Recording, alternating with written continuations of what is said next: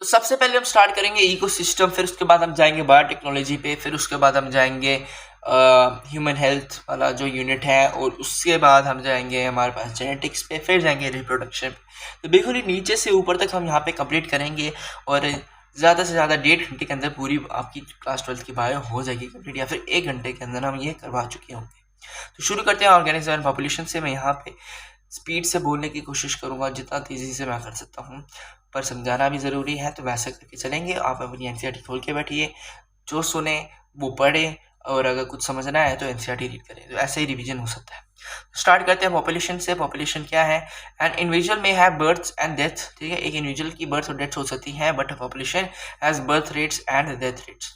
तो मैं हिंदी इंग्लिश दोनों यूज़ यहाँ पे करूँगा, ताकि दोनों वाइज जिसको हिंदी कम आती है वो इंग्लिश से समझ जाए, जिसको इंग्लिश कम आती है वो हिंदी से समझ जाए। An individual is either male और female but the population have a sex ratio. या तो एक इंडिविजुअल में मर्द हो सकता है या नारी हो सकता है, पर जो हमारी एक गणना होती है उसका एक सेक्स रेशियो होता है। पॉपुलेशन डेंसिटी को एन से डिनोट करते हैं, और ये अफेक्टेड बाय किससे अफेक्ट होती है? तो ये हमारे बर्थ से अफेक्ट होती है ना। बर्थ से इफेक्ट होती है, डेथ से इफेक्ट होती है, इमिग्रेशन से इफेक्ट करती है, और एमिग्रेशन से इफेक्ट करती है। अब बर्थ से कैसे करती है? तो पॉपुलेशन बढ़ती है जब बर्थ होते हैं। डेथ से क्या पॉपुलेशन घटती है? इमिग्रेशन से बढ़ती है और एमिग्रेशन से घटती है। तो मुझे लगता है इसमें डाउट नहीं होगा। आपने ये एनसीईआरटी में पेज खोला होगा, वहाँ पे आपको दिख रहा होगा पॉपुलेशन डेंसिटी वाला रहेगा। फिर आगे बढ़ते हैं, हम ग्रोथ मॉडल्स के बारे में बात करेंगे। तो under normal conditions birth and deaths are the most important factors. तो यहाँ पे एक एक्सपोनेंशियल ग्रोथ मॉडल आता है। यहाँ पे क्या है, या फिर इसको ज्योमेट्रिक ग्रोथ भी बोल सकते हैं। एज्यूम करो कि अनलिमिटेड रिसोर्सेज है, तो इक्वेशन क्या होगी? यहाँ पे आप एनसीईआरटी में देखेंगे तो पता चलेगा, N T is equals to N not e raise to power R T होती है। एन यहाँ पे पॉपुलेशन डेंसिटी है, आर जो है तुम्हारी इंट्रिंसिक रेट वैल्यू है ऑफ नेचुरल इंक्रीज। ठीक है, आगे बढ़ेंगे तो बात करेंगे लॉजिस्टिक ग्रोथ के बारे में। तो उससे पहले जो एक्सपोनेंशियल ग्रोथ में है, मैं वो बता देता हूँ कि वो जे कर्व शो करती है। ठीक है, तो वो जो है वो एक जे कर्व शो करती है, और उसकी इक्वेशन है D N by D T is equals to R N. Logistic growth के बारे में बात करेंगे तो यहाँ पे Verhulst pair Pearl logistic growth इसको बोलते हैं। ये एज्यूम करती है लिमिटेड रिसोर्सेज हैं, या फिर ये मोर रियलिस्टिक है तुम्हारा एक्सपोनेंशियल से, क्योंकि इसमें हम लिमिटेड रिसोर्सेज में रहते हैं, और एक्चुअली में भी वैसा ही है। और यहाँ पे सिग्मॉइड कर्व शो करते हैं। सिग्मॉइड को यानी कि एस शेप बोल सकते हैं, S shape growth curve show करती है। फेजेस क्या है? यहाँ पे लॉग फेस आएगा, फिर लैग फेस आएगा, फिर लॉग फेस आएगा, फिर तुम्हारे पास एक एसिम्प्योर आ जाएगा। तो अगर मैं ऐसे भाषा में बोलूँ तो लैग, फिर एक्सेलेरेशन, फिर डिसेलेरेशन, फिर कैरिंग कैपेसिटी, यानी कि तुम्हारा एसिम्प्योर आ जाएगा।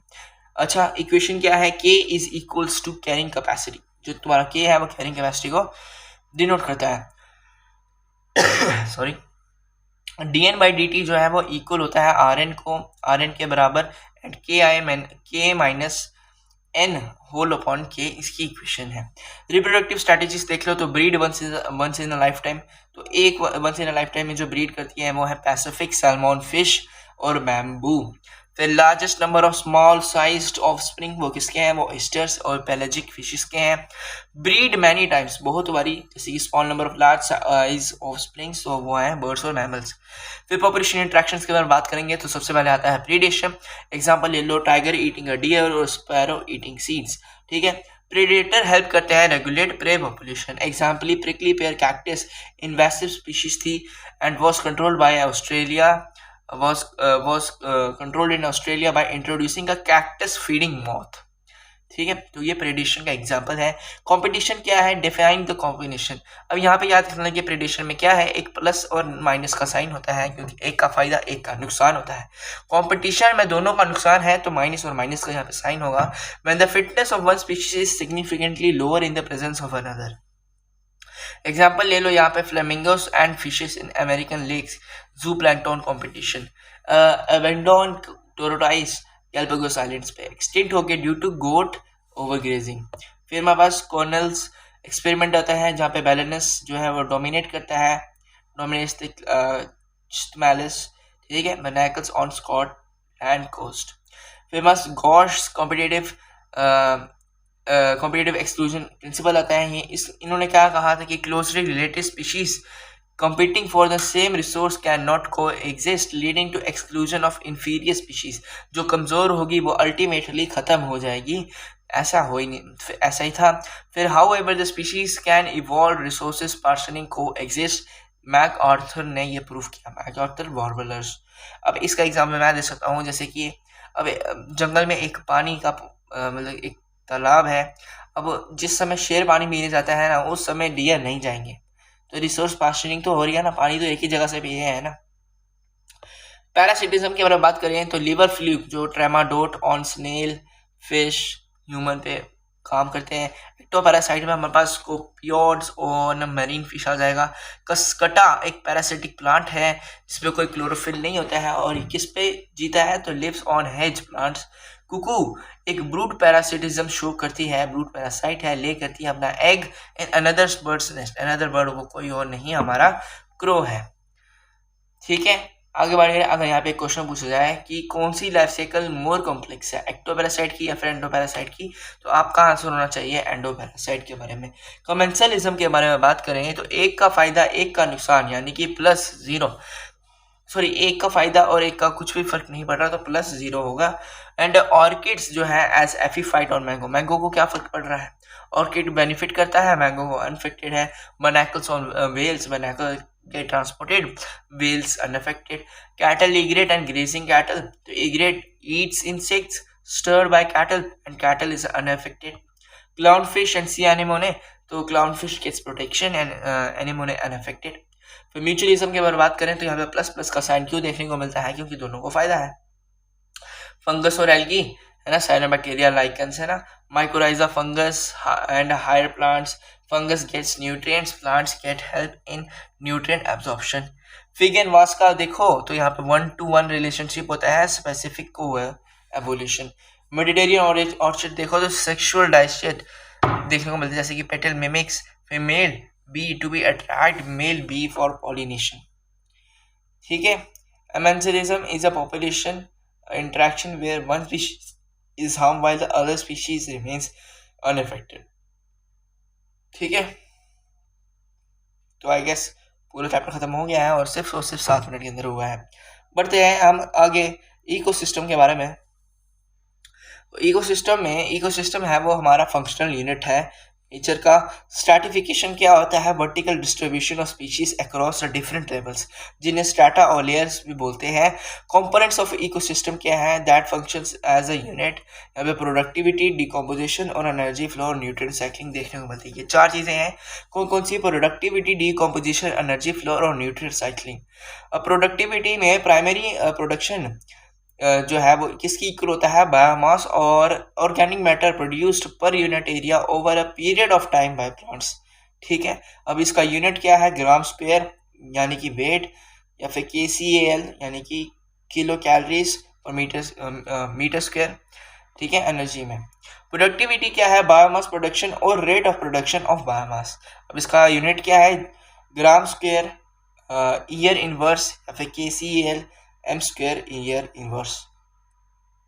टाइप्स ऑफ प्रोडक्टिविटी देखें तो ग्रॉस प्राइमरी प्रोडक्टिविटी होती है GPP, यहाँ पे rate of primary production of organic matter during the photosynthesis can also be defined as the rate of production of light energy into chemical energy. NPP क्या होती है, net primary productivity. Formula होता है NPP is equal to GPP minus respiratory loss. तो यहाँ पे R की value पूछ ली जाती है क्वेश्चन में कि R क्या है, तो वो आपका रेस्पिरेटरी लॉस होता है। नेट प्राइमरी प्रोडक्टिविटी देखें तो बायोस्फीयर में 170 बिलियन टन का होता है, यानी कि 170 बिलियन टन का होता है।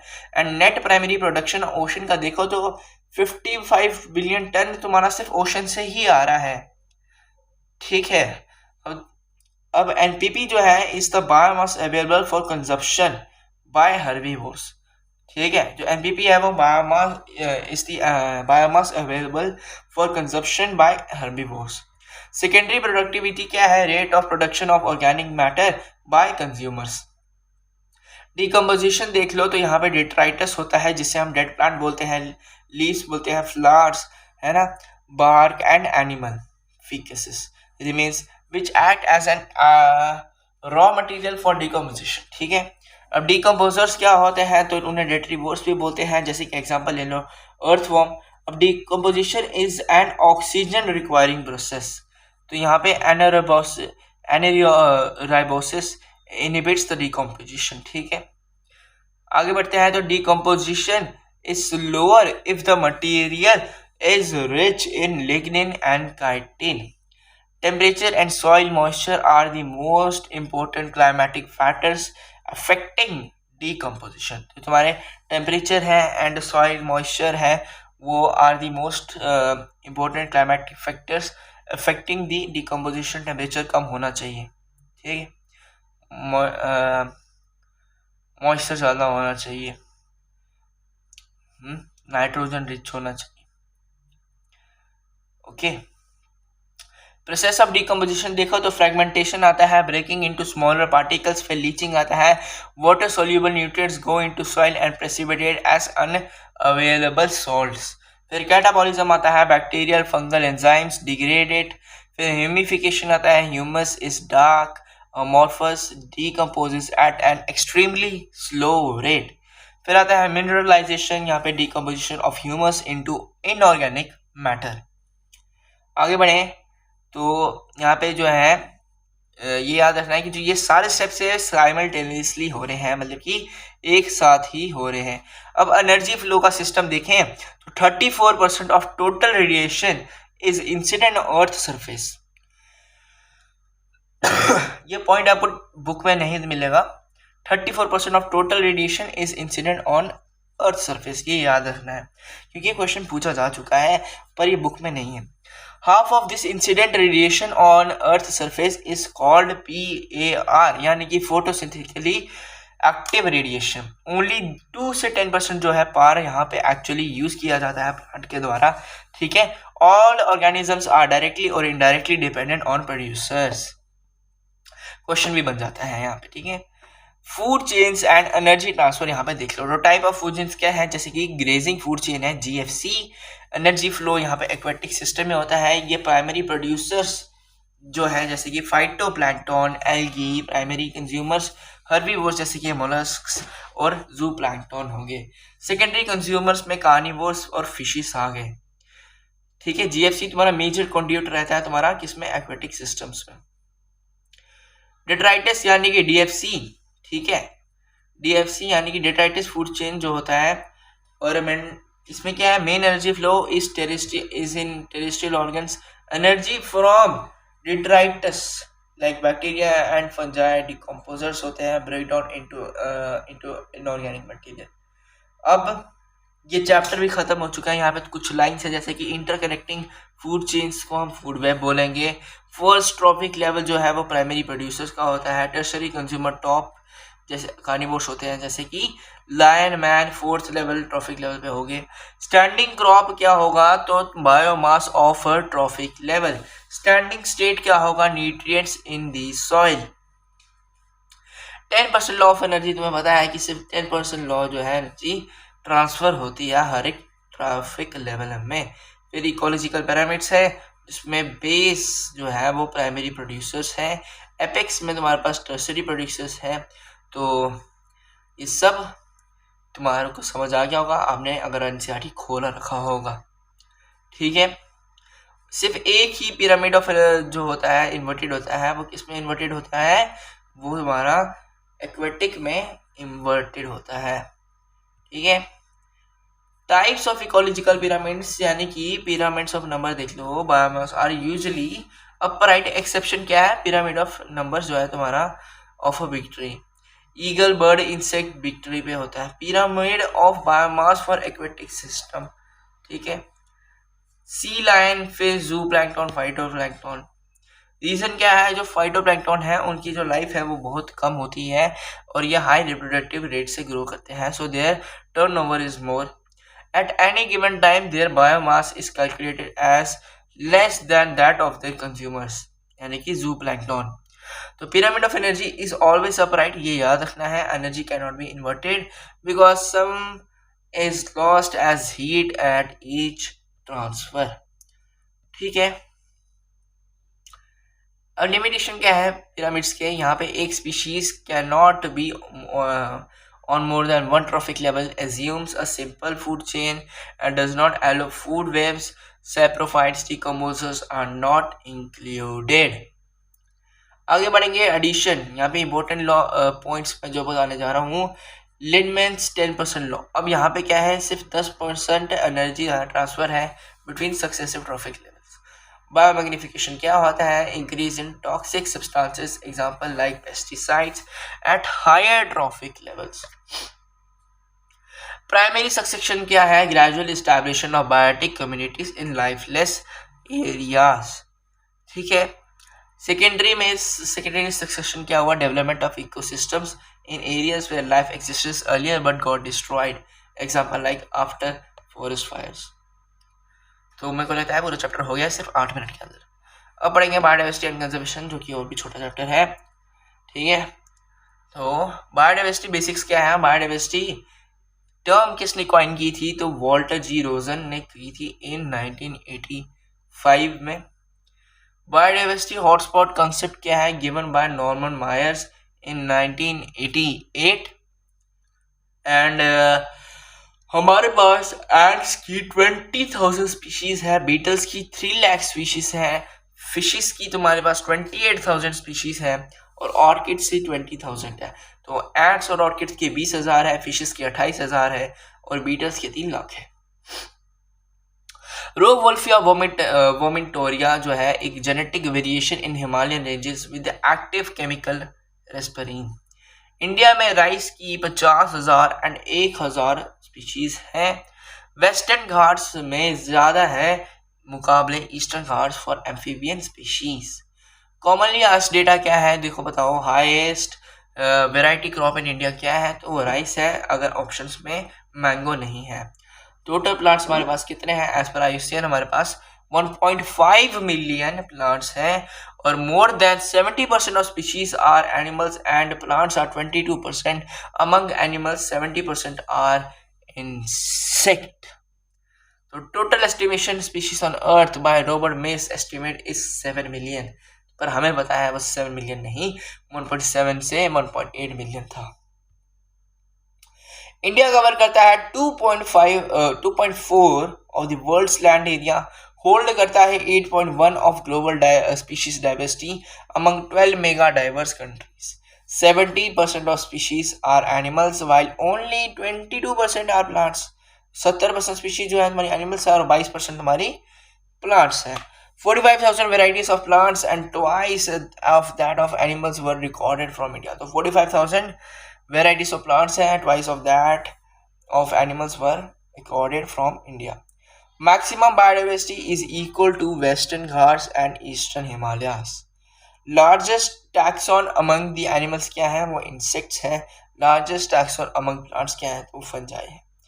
अब पैटर्न देख रहे हो यहाँ पे बायोडाइवर्सिटी का, तो species richness increases towards the equator. अब तुम यहाँ से साउथ पोल से इक्वेटर तक जा रहे हो तो स्पीशीज रिचनेस बढ़ती जाएगी।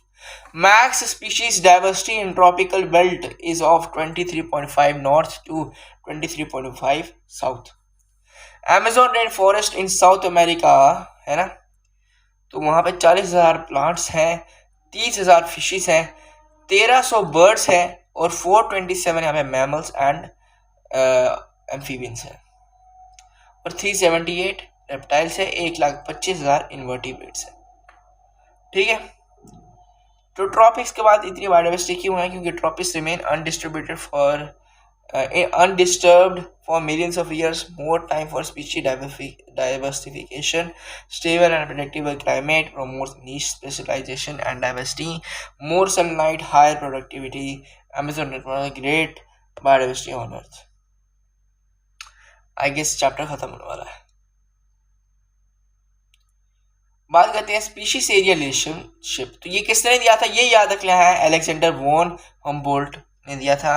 As area increases, species richness increases, relation follows a rectangular hyperbola। ठीक है, फॉर्मूला क्या है, log s equals to z log a plus c। ठीक है, जहां पर एस जो है तुम्हारा स्पीशीज रिचनेस है, ए तुम्हारा एरिया है, जेड तुम्हारा स्लोप है और सी तुम्हारा वाई इंटरसेप्ट है।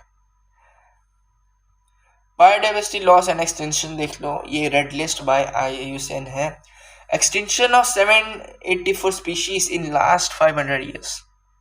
784 species are gone extinct in last 500 years.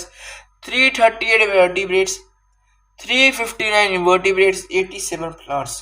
तो इतनी स्पीशीज एक्सटेंट गई है। तो 338 vertebrates, 359 invertebrates and 87 plants. Amphibian are most vulnerable group. ठीक है, अब जो सबसे ज़्यादा वनरेबल ग्रुप है वो एम्फीबियन है, यहाँ पे याद रखना है। रीसेंट एक्सटेंशन के बारे में बात करें तो डोडो आता है जो कहाँ से था, वो मॉरिशस। क्वागा जो था वो अफ्रीका से था। थाइलेसीन तुम्हारा ऑस्ट्रेलिया से था, है ना। स्टेलेसी का तुम्हारी रशिया से थी। Bali, German, Caspian tigers. Last 20 years में एक्सटेंशन कितनी स्पीशीज की हुई है तो 27। 15,100 species worldwide facing risk. ठीक है, इतनी रिस्क में है। Presently 12% of all bird species, 23% तुम्हारी mammals, 32 amphibian, 31 gymnosperms facing the threat to get extinct. और 12% तुम्हारी बर्ड स्पीशीज है, 23% तुम्हारी मैमल है, 32 amphibian, 31 gymnosperms and facing threat to extinction. Causes of biodiversity loss देख लो तो यहाँ पे ईवल क्वार्टलेट के बारे में बात की गई है। यहाँ पे क्या होगा, हैबिटेट लॉस होगा एंड फ्रैगमेंटेशन देखने को मिलेगा। ठीक है, हैबिटेट लॉस होगा एंड फ्रैगमेंटेशन मोस्ट इंपॉर्टेंट है, क्योंकि अमेजोन रेन फॉरेस्ट में जो है हमारे वो लंग्स ऑफ द प्लैनेट है। 20% ऑफ अर्थ ऑक्सीजन यहाँ से आती है। ओवर एक्सप्लॉयटेशन से क्या हुआ है, जैसे कि स्टेलस सी काऊ हमारी मतलब कि है ना, और मैसेंजर पिजन, ये सारे एक्सटिंक्ट हो गए ओवर एक्सप्लॉयटेशन से। Invasive species, alien species harming native biodiversity, जैसे कि नाइल पर्च लेक विक्टोरिया, वहाँ पे एक्सटिंक्ट हो जाती हैं 200 की चाइल्ड फिश स्पीशीज।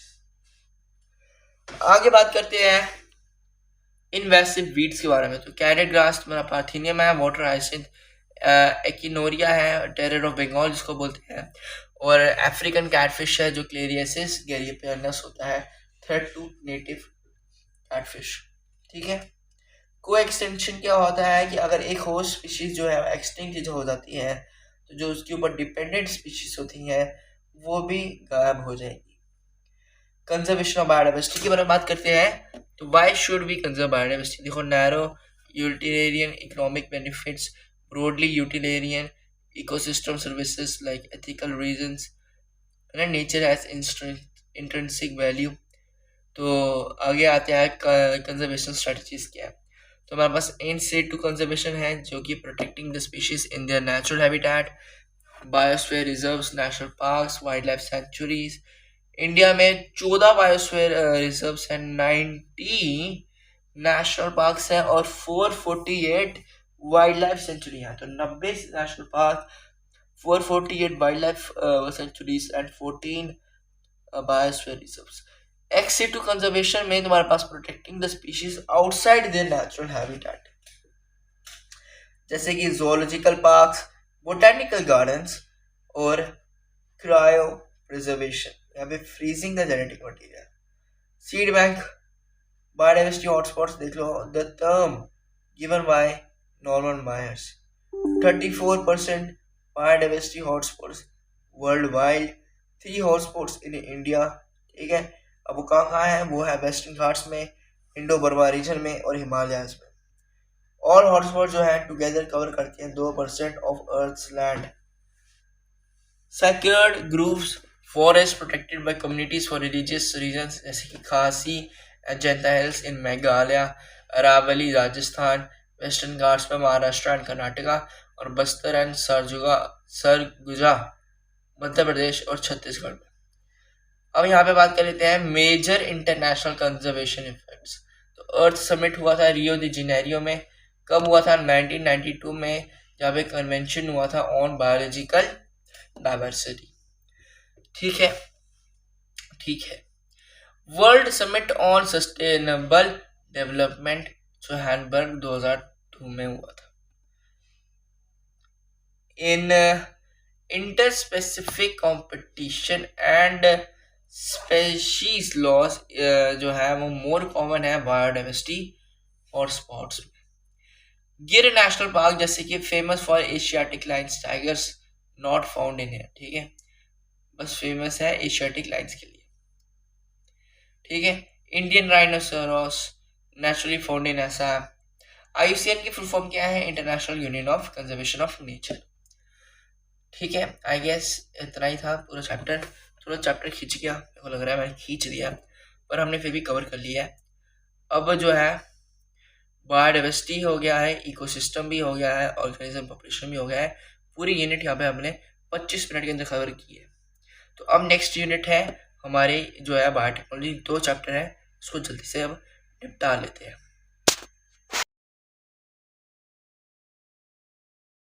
शुरू करते हैं बायोटेक्नोलॉजी से, और बायोटेक्नोलॉजी यूनिट में सबसे पहला चैप्टर आता है बायोटेक्नोलॉजी प्रिंसिपल प्रोसेसेस। तो इसकी डेफिनेशन देख लेंगे, ठीक है। बायोटेक्नोलॉजी की जो डेफिनेशन का मतलब है वो जान लेते हैं कि integration of biology and technology to benefit humans, ठीक है।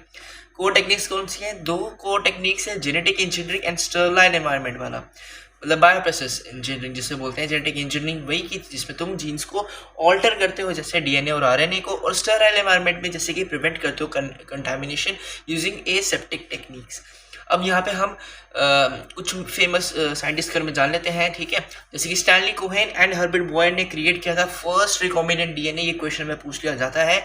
और antibiotic resistant gene from Salmonella inserted into E coli. तो याद रखना कि एंटीबायोटिक रेजिस्टेंट जीन सैल्मोनेला से इंसर्ट किया था, Salmonella inserted into E coli. Insert किसमें किया? ई कोलाई में। स्टेप्स क्या? जेनेटिक इंजीनियरिंग के, तो यहाँ पे याद रखना आइडेंटिफाई करना है पहले जीन ऑफ इंटरेस्ट, फिर इंसर्ट करना है इनटू होस्ट यूजिंग वेक्टर्स, और तीसरा है मेंटेन करना है एंड रेप्लिकेट करना है इसको होस्ट के अंदर। अब आता है रेस्ट्रिक्शन एंजाइम्स, हमें मॉलिक्यूलर सीजर्स के बारे में बात करेंगे। जो discovered in E coli 2 enzyme है, one added methyl groups, another cut DNA, ठीक है। जो दूसरा है वो कट करेगा DNA, ठीक है। फर्स्ट क्या है? हिंद 2। तो यहाँ पे सबसे पहले हिंद 2 को यहाँ पे डिस्कवर किया गया था, ठीक है। आगे बात करते हैं 900+ एंजाइम्स अभी तक आ चुके हैं, मतलब हम जानते हैं, और 230 यहाँ पे स्ट्रेन्स हैं। एग्जांपल लेके चलते हैं, EcoR1 जो है वो कट करता है GAATTC पर। एक्सोन्यूक्लियस की बात करें तो रिमूव करता है न्यूक्लियोटाइड्स। एंडोन्यूक्लियस जो है वो कट करता है इनसाइड, ठीक है। और लाइगेज जो है वो ज्वाइन करता है तुम्हारे एंड्स को, ठीक है। उसको DNA ग्लू भी बोलते हैं। आगे बात करते हैं नेमिंग ऑफ रेस्ट्रिक्शन एंजाइम को, तो हम उसको नेम कैसे करते हैं? तो सबसे पहले हम जीनस लिखते हैं, फिर स्पीशीज लिखते हैं, फिर स्ट्रेन लिखते हैं, फिर ऑर्डर ऑफ डिस्कवरी करते हैं। तो जैसे EcoR1 का है, E उसका जीनस है एस्केरिया, को उसका स्पीशीज है, R उसका स्ट्रेन है, 1 उसका ऑर्डर ऑफ डिस्कवरी है। फिर बात करते हैं क्लोनिंग वेक्टर्स के बारे में। की फीचर्स क्या है इसमें? ओरिजिन है, सिलेक्टेबल मार्कर है, और क्लोनिंग साइट है। ओरिजिन क्या है? जहाँ पे ओरिजिन ऑफ रेप्लिकेशन है, ओरिजिन ऑफ रेप्लिकेशन ही आपका कॉपी नंबर जो है वो डिसाइड करता है, ठीक है। सिलेक्टेबल मार्कर क्या है? जैसे कि मतलब ये डिफरेंशिएट करने में हेल्प करता है कि कौन ट्रांसफॉर्मेंट है, कौन नॉन ट्रांसफॉर्मेंट है, जैसे कि एम्प्लीसिलिन रेजिस्टेंस, ठीक है। कलर और क्लोनिंग साइड में क्या है? जहाँ पे तुम्हारा RE कट करता है। RE क्या है भाई तुम्हारा? RE क्या है? RE क्या है? रेस्ट्रिक्शन एंजाइम, ठीक है। तो एग्जाम्पल जैसे कि BAMH एक क्लोनिक साइट है। कलर बेस्ड सिलेक्शन देखो, यहाँ पे ब्लू कॉलोनीज अगर बनी तो वो नॉन रिकॉम्बिनेंट में आएंगे, और व्हाइट बनी या फिर कलरलेस बनी तो रिकॉम्बिनेंट में आएंगे। टाइप्स ऑफ वेक्टर्स के बारे में बात करते हैं, तो TI plasmid use in plants, ठीक है। TI प्लाज्मिड को प्लांट्स में यूज किया जाता है, रेट्रोवायरस को एनिमल्स में यूज किया जाता है। एग्रोमेटा tumefaciens deliver tDNA into dicots cause tumour, ठीक है। किसमें किया? डाइकोट्स में। कमिटेड होस्ट बनाना, अब कैसे करना है? जैसे बैक्टीरिया अगर बनाना है तो ट्रीट किया जाता है उसको calcium with heat shock, animals में माइक्रो इंजेक्शन, और प्लांट्स में बायोलिस्टिक गन्स या फिर जीन गन का इस्तेमाल किया जाता है। किसकी गोलियां होती हैं? गोल्ड और टंगस्टन की यहाँ पे गोलियां होती हैं। अच्छा, isolating DNA, isolation of DNA, अब यहाँ पे क्या है? एंजाइम, जैसे कि लाइसोसोम बैक्टीरिया के साथ करेगा, सेलुलोज तुम्हारे प्लांट्स के साथ करेगा, सेलुलेस सॉरी। अब देखो सेलुलोज तुम्हारा प्लांट्स में होता है, तुम उसको याद करके लिख सकते हो कि सेलुलेस प्लांट से है। तो तुम्हें बस याद करेंगे किसको जरूरत है? काइटिनेस की। काइटिनेस फंजाई से हो जाता है, और लाइसोसोम बैक्टीरिया से हो जाता है। तो ये 3 याद हो गए हैं। वापस रिपीट करा देता हूँ, lysozyme bacteria, cellulase plants, chitinase fungus. Fungi. Precipitation by chill ethanol, वहां पे डीएनए तुम्हारा प्रेसिपिटेट कर जाएगा। पीसीआर क्या होता है? Polymerase chain reaction. स्टेप्स क्या है? Denaturation, annealing and extension. Denaturation 90 degree Celsius, annealing 50, extension 70। ठीक है। जेल इलेक्ट्रोफोरेसिस क्या होता है? DNA stained with ethidium bromide under the UV light. ठीक है। अब जो सबसे छोटा वाला होगा सबसे तेज चलेगा, जो सबसे मोटा और हैवी होगा सबसे पीछे होगा। ठीक है। Separated based on the size, smaller move faster. Bioreactors की बात करें, फॉर लार्ज स्केल कल्चर, यहाँ पे स्टर्ड टैंक रिएक्टर्स होते हैं, मिक्स करते हैं ऑक्सीजन को, न्यूट्रिएंट्स को। ठीक है। अब यहाँ पे बात करते हैं शॉटगन क्लोनिंग। यहाँ पे रैंडम डीएनए फ्रेगमेंटेशन होती है inserted into vectors to form gene libraries. Vectors and genes के बारे में बात करते हैं तो PBR322 जो है फर्स्ट आर्टिफिशियल वेक्टर है। ये एक रिपोर्टर जीन भी है, शो करता है if gene is inserted, like example B galactosidase. DNA ligase की बात करें तो ज्वाइन करेगा तुम्हारा स्टिकी एंड्स। डीएनए फ्रेगमेंटिंग के बारे में बात करें तो use VNTRs, variable number of tandem repeats mini satellites technique by Alex Jeffrey. RBCs not used, no nucleus. STRs और VNTRs में अगर डिफरेंशिएशन देखें तो STRs मैक्रो सैटेलाइट्स होती हैं, VNTRs मिनी सैटेलाइट्स होती हैं। और डिफरेंस क्या है? लेंथ ऑफ रिपीटेड सीक्वेंसेस में। किस में ज़्यादा होती है, मतलब लॉन्गर किस में होती है? तो वो VNTR में होती है।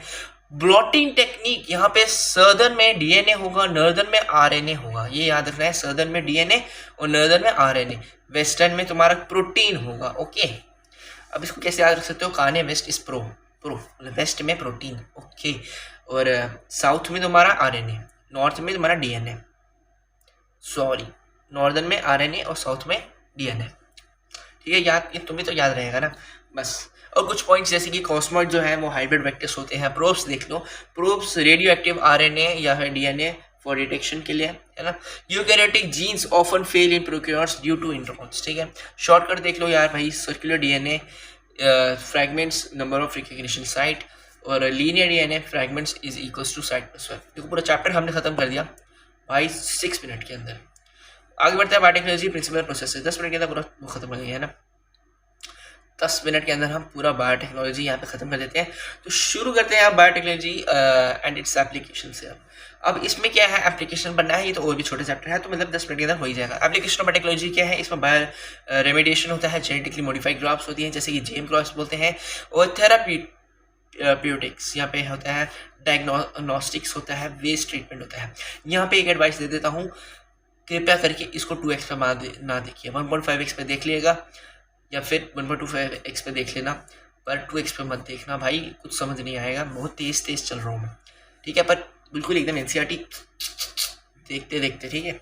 एप्लीकेशन ऑफ बायोटेक्नोलॉजी देख लो तो bio remediation, genetically modified group, GM crops, therapeutics, diagnostics, waste treatment सब होगा।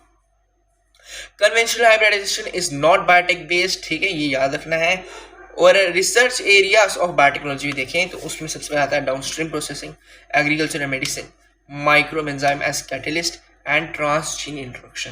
तो बायोटेक इन एग्रीकल्चर देख लो, 3 वेज है जिसमें हम इंक्रीज कर सकते हैं फूड प्रोडक्शन, जैसे कि एग्रोकेमिकल बेस्ड है ना, ऑर्गेनिक एग्रीकल्चर, ठीक है, और जेनेटिकली इंजीनियर्ड क्रॉप्स। अब ग्रीन एवोल्यूशन जो है, green evolution triple food but not enough for growing population. Totipotency देखो, capacity to generate a whole plant from any cell explant, ठीक है, इसको बोलेंगे टोटिपोटेंसी। मेरिस्टेम कल्चर क्या होता है? Meristem culture is useful when the plant is disease as it is mostly virus free, ठीक है। बीटी कॉटन क्या होता है? यहाँ पे बैसिलस थ्यूरोजेनेसिस, इसका पूरा फुल एक्सप्लेनेशन है और मतलब फॉर्म है। तो ये बीटी बैसिलस जो थ्यूरोजेनेसिस है वो पेस्ट रेजिस्टेंट जीन है। बीटी क्रॉप्स जैसे कि कॉटन है, कॉर्न है, राइस है, टोमेटो है, पोटैटो है, सोयाबीन है, ठीक है। बीटी टॉक्सिन जो है वो किल करता है इंसेक्ट्स, ठीक है, और वो इंसेक्ट स्पेसिफिक होता है, जैसे कि लेपिडोप्टेरन्स है ना, जो कि टोबैको वर्डवॉर्म हो गया और आर्मी वॉर्म हो गया, सीलोपिटेरन्स जो भी है, स्पेल नहीं हो रहा, खोलियोपिटेरन्स, ठीक है, बीटल्स, लेपिडोप्टेरन्स, डायप्टेरन्स, ठीक है, मॉस्किटोस, जैसे कि ना बग हो गए। अब हो गया ना, form inactive prototoxin and converts to active due to अल्काइन pH of gut when then binds to the mid gut and create pores. तो मैंने ये अपना जो मतलब लेक्चर था जिसमें मैंने बायोटेक्नोलॉजी पूरा कंप्लीट किया था, उसके अंदर भी ये करवाया था, पर मैं इसको समझा देता हूँ वापस एक बार। इसमें होता क्या है, जैसे कि जो आपका ये होता है ना, ये प्रोटॉक्सिन होता है, ठीक है, और ये मतलब इनएक्टिव होता है, और जब ये किसी इंसेक्ट के पेट में जाता है वहाँ पे उसका पेट क्या है, अल्कलाइन पीएच का होता है। अब अल्कलाइन का पीएच का होता है तो कन्वर्ट कर देता है प्रोटॉक्सिन इनटू टॉक्सिन। फिर जो गट से वो क्या करेगा, gut then binds to the mid gut and create pores, और फिर तुम्हारा अल्टीमेटली जो ये बग होता है वो मर जाता है। अब ये ह्यूमन भी क्यों नहीं इफेक्ट करता, क्योंकि ह्यूमन का जो पेट है उसमें जो वो है वो सब कुछ एसिडिक है, पीएच नहीं है, अल्कलाइन नहीं है। अच्छा, cry AC and cry two sorry cry 1AC and cry 2AB तुम्हारा कॉटन बॉलवर्म्स के लिए होते हैं, क्राई 1AB सिर्फ कॉर्न बोरर के लिए है। तो बस एक याद रखना कि क्राई 1AB कॉर्न बोरर के लिए है, cry 1AC and cry 2AB तुम्हारा कॉटन बॉलवर्म्स के लिए है। Nematode resistance, nematode Meloidogyne incognita infects the tobacco roots, ठीक है, ये याद रखना है। आरएनए इंटरफेस क्या है, आरएनए होता है, ये किसके लिए काम आता है, ये डिफेंस के लिए काम आता है। कैसे काम आता है, तो डीएस जो हमारा वो होता है वो साइलेंस कर देता है एमआरएनए को, ठीक है, ओके, समझ में आया, मतलब कि uses agrobacterium vector make sense plus anti plus RNA forms DS RNA, ठीक है, silencing the mRNA in nematode, जैसे मैंने कहा। Okay, transposons mobile genetic elements होते हैं। बायोटेक इन मेडिसिन, यहाँ पे 30 रिकॉम्बिनेंट थेरेपेटिक्स अप्रूव्ड हुई हैं, 12 सिर्फ इंडिया में अभी तक आई हैं या फिर मार्केटेड, ठीक है। इंसुलिन प्रोडक्शन देखो भाई, अर्लियर हम pancreas of slotted pigs and cattle से लेते थे, ठीक है, ऑब्वियसली एलर्जी होती थी हमें, फिर हमने बनाया made A and B chain linked by disulphide bridges. किसने बनाया था, एली लिली बनाया था 1983 में, ठीक है। इसमें चैलेंज क्या था कि रिमूव करना था C peptide from the pro insulin, तो produced human insulin E coli किसने बनाया, एली लिली ने 1983 में, ठीक है। ये ओरली नहीं दिया जाता है, ये एक पेप्टाइड है and it's digested, okay. Gene therapy की बात करें तो फर्स्ट 1990 में किया गया था, एडीए डेफिशिएंसी को थी एक लड़की को, 4 ईयर ओल्ड गर्ल को थी, और ये एंजाइम इसमें जो था वो एडिनोसाइन डियामिनेज था, और इसमें क्या था कि मतलब कि एंजाइम रिप्लेसमेंट कराना पड़ता था, एंजाइम रिप्लेसमेंट और जेनेटिकली इंजीनियर्ड लिम्फोसाइट्स जो था यूजिंग cDNA, ठीक है, रेट्रोवायरल वेक्टर। तो परमानेंट क्या था, gene therapy at embryonic stage in bone marrow cells, या तो पहले ही आप एम्ब्रियोनिक स्टेज में इसको ठीक करा लीजिए, नहीं तो आपको लगभग हर एक मतलब फ्रीक्वेंट वे में ये करवाते रहना पड़ेगा। अच्छा, आगे बात कर लेते हैं पीसीआर एंड एलिसा के बारे में। तो अर्ली डिटेक्शन कैसे होगा, PCR helps detect HIV, cancer mutation and genetic disorder. तो पीसीआर तुम्हारा एचआईवी, कैंसर म्यूटेशन और जेनेटिक डिसऑर्डर डिटेक्ट करने में हेल्प करते हैं। एलिसा जो है वो बेस्ड है ऑन एंटीजन एंटीबॉडी इंटरेक्शन, ये याद रखना, ना एंटीबॉडी है ना एंटीजन है, एंटीजन एंटीबॉडी इंटरेक्शन है। डीएनए एंड आरएनए प्रोब जो है रेडियो एक्टिव मॉलिक्यूल टैग लो to hybridize to its complementary DNA and detection using auto radiography. अब यहाँ पे ट्रांसजेनिक एनिमल्स हैं, 95% उनमें माइस है, ठीक है। Uses for studying cancer, cystic fibrosis, rheumatoid arthritis, Alzheimer's, chemical testing, ठीक है। अल्फा 1 एंटीट्रिप्सिन फॉर एफिसाइमा हमने डिस्कवर किया था। रोजी जो फर्स्ट ट्रांसजेनिक काउ थी 1997 में, protein rich with alpha lactalbumin था उसमें, है ना, 2.4 ग्राम कुछ मिल्क देती थी वो, यस। सो अब ethics and patent and privacy के बारे में बात करते हैं। GAC genetic engineer approval committee यही देखती है कि क्या अनाप शनाप तो नहीं बना रहे अपने उस बायोटेक चीज, मतलब कुछ अजीब चीज़ तो नहीं बना रहे, बस वही देखती है। इंडिया में हमारे पास 2 लाख राइस वेराइटीज़ हैं, ठीक है, एंड 27 22 रासमती वेराइटीज़ हैं। बायोप्रेसी क्या है, using other countries resources without permission, ठीक है। Biopatent claiming rights on a biological resource, bioethics, rule of conduct.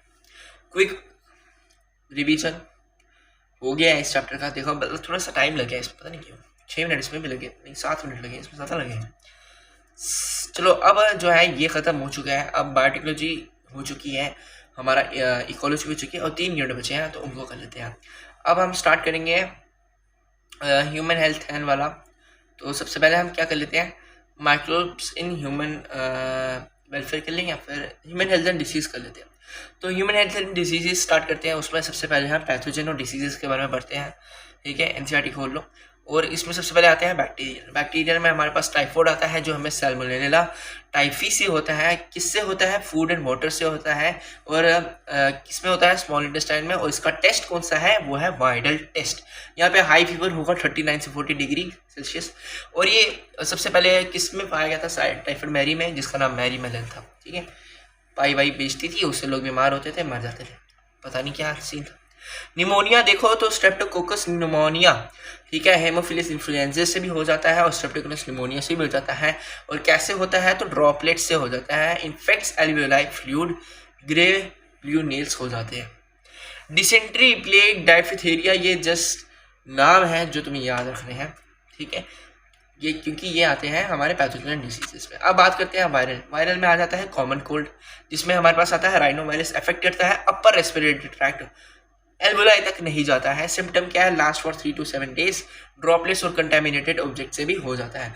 Protozoan के बारे में बात करें तो जैसे कि मलेरिया हो गया, इसमें प्लाज्मोडियम वाइवैक्स, मलेरिया, फैल्कीपैरम, है ना, mosquito, P falciparum management and fatal life. फिर आता है साइकिल ऑफ प्लाज्मोडियम। अब देखो मैंने इसका बिल्कुल एकदम लेक्चर डिटेल बना के डाला था, 6 मिनट के अंदर मैंने पूरा समझाया था, पर वो डिटेल था बिल्कुल डायग्राम्स के साथ। माना कि वो डायग्राम्स रफ थी, पर इसको मैं फिर भी समझा देता हूँ। इसको मैं यहाँ पे अब सीधा सीधा आपको हिंदी में समझाता हूँ। तो इसमें क्या होगा, मान के चलिए कि आपके पास एक इन्फेक्टेड मॉस्किटो है। कौन सा मॉस्किटो है? वो एनोफिलीज होता है। अब एक इंसान बैठा हुआ है, उसके हाथ में जाके वो काट देता है। अब क्या होगा कि वो जो उसके अंदर स्पोरोजाइट्स थे वो उसकी ब्लड स्ट्रीम में चल जाएंगे, और वो ब्लड स्ट्रीम से कहाँ पहुँच जाएंगे? ह्यूमन के लीवर में पहुँच जाएंगे। लीवर से वो निकलेंगे तो फिर कहाँ चल जाएंगे? तो वो चल जाएंगे भाई आरबीसी में। आरबीसी में इतना एसेक्सुअली वो मल्टीप्लाई करेंगे, आरबीसी बर्स्ट होगा। फिर वो एक टॉक्सिन रिलीज करेगा, उससे बोलेंगे हेमोजोइन, इन्फेक्ट हो गया। कुछ क्या होंगे? मैच्योर हो जाते हैं आरबीसी से, है ना। तो अब एक और मच्छर आ गया, अब बोलता है भाई खून चूसूंगा मैं। अब पर वो मच्छर इन्फेक्टेड नहीं है, पर जो पर्सन है वो तो इन्फेक्टेड है ना। अब वहां से उसने ब्लड इनटेक किया, अब वो उसके गट में गया और वहां पे वो मैच्योर हो गया, और जाके वो क्या बन गया? अब मतलब वो उसे बोलते थे गेमिटोसाइट्स बोलते थे। अब वो गेमिटोसाइट्स मैच्योर होके स्पोरोसाइट्स बन जाएंगे। अब वो वाला मच्छर इन्फेक्ट हो गया है, और अब वो दूसरे ह्यूमन जो इफेक्ट नहीं हुए हैं, मतलब नॉन इन्फेक्टेड है, उसको जाके अफेक्ट कर रहा है। तो ऐसे पूरा प्लाज्मोडियम साइकिल चलता है। तो मुझे लगता है इसमें कुछ इतना डाउट नहीं होगा, बिल्कुल अच्छी तरह मैंने यहाँ पे समझा दिया है, ठीक है। कितना अच्छी मतलब कि तरीके से समझाया मैंने, है ना। और अब किसके बारे में बात करते हैं? अब आया अमीबियासिस। इसमें क्या है? एंटामीबिया हिस्टोलिशिया से होता है, via house flies, large intestine infection, dysentery with excess mucus and blood clots. Okay, the worms, चौथा जो है वॉर्म्स। इसमें क्या है? एस्केरिसिस के बारे में बात करते हैं। एस्केरिसिस क्या है? एस्केरिया बुचिनेरिया हेलमिंथ वॉर्म है, वाया फूड वाटर एनीमिया, है ना। इसमें blockage and eggs of A parasite contaminated food and water. तो ये है तुम्हारा एस्केरिस बुचेरिया हेलमिंथ से हो जाएगा। किससे होगा? खाने पीने से हो जाएगा। एनीमिया होगा, ब्लॉकेज होगा, eggs of A parasite contaminate food and water, इसमें वही होगा। फिलियारिसिस को हम एलिफेंटियासिस भी बोलते हैं। बुचेरिया बैंक्रॉफ्टी से ये होता है। यहाँ पे मलाई क्यूलेक्स मॉस्किटो का काम होता है सब। अब ये लिम्फ स्वेलिंग कर देता है ना, जैसे कि हमने एनसीईआरटी में एक आदमी की देखी, टांग बहुत ज़्यादा सूज चुकी थी, तो हम उसको एलिफेंटियासिस ही बोलते हैं। मलेरिया लाइफ साइकिल देख लो भाई। मलेरिया लाइफ साइकिल मैंने पढ़ाया क्या अभी? हाँ पढ़ा दिया ना, Plasmodium cycle, sorry Plasmodium cycle मैंने बता दिया है। आगे क्या था? आगे है आगे शायद से क्या है?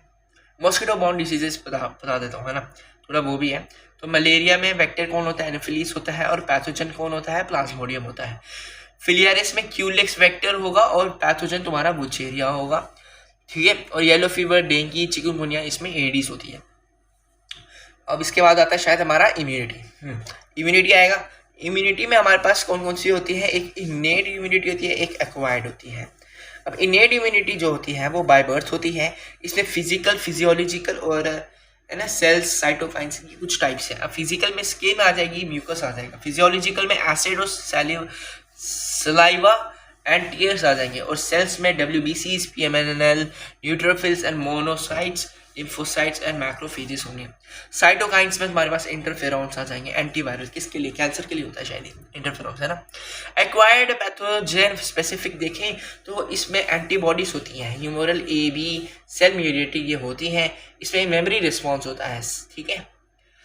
B lymphocytes humoral, T lymphocytes cellular immunity, इसमें कौन सी दो चेन होती है, H2 और L2, H2 मतलब दो हैवी और दो लाइट चेन, ठीक है। इसमें ग्राफ रिजेक्शन होता है, टी लिम्फोसाइट, ठीक है। Readymade antibodies, breast feeding, antivenom, passive immunity होती है, ओके। तो मतलब ओवरव्यू हमने देख लिया है इसका, ठीक है। एक्वायर्ड का पैथोजन स्पेसिफिक होता है।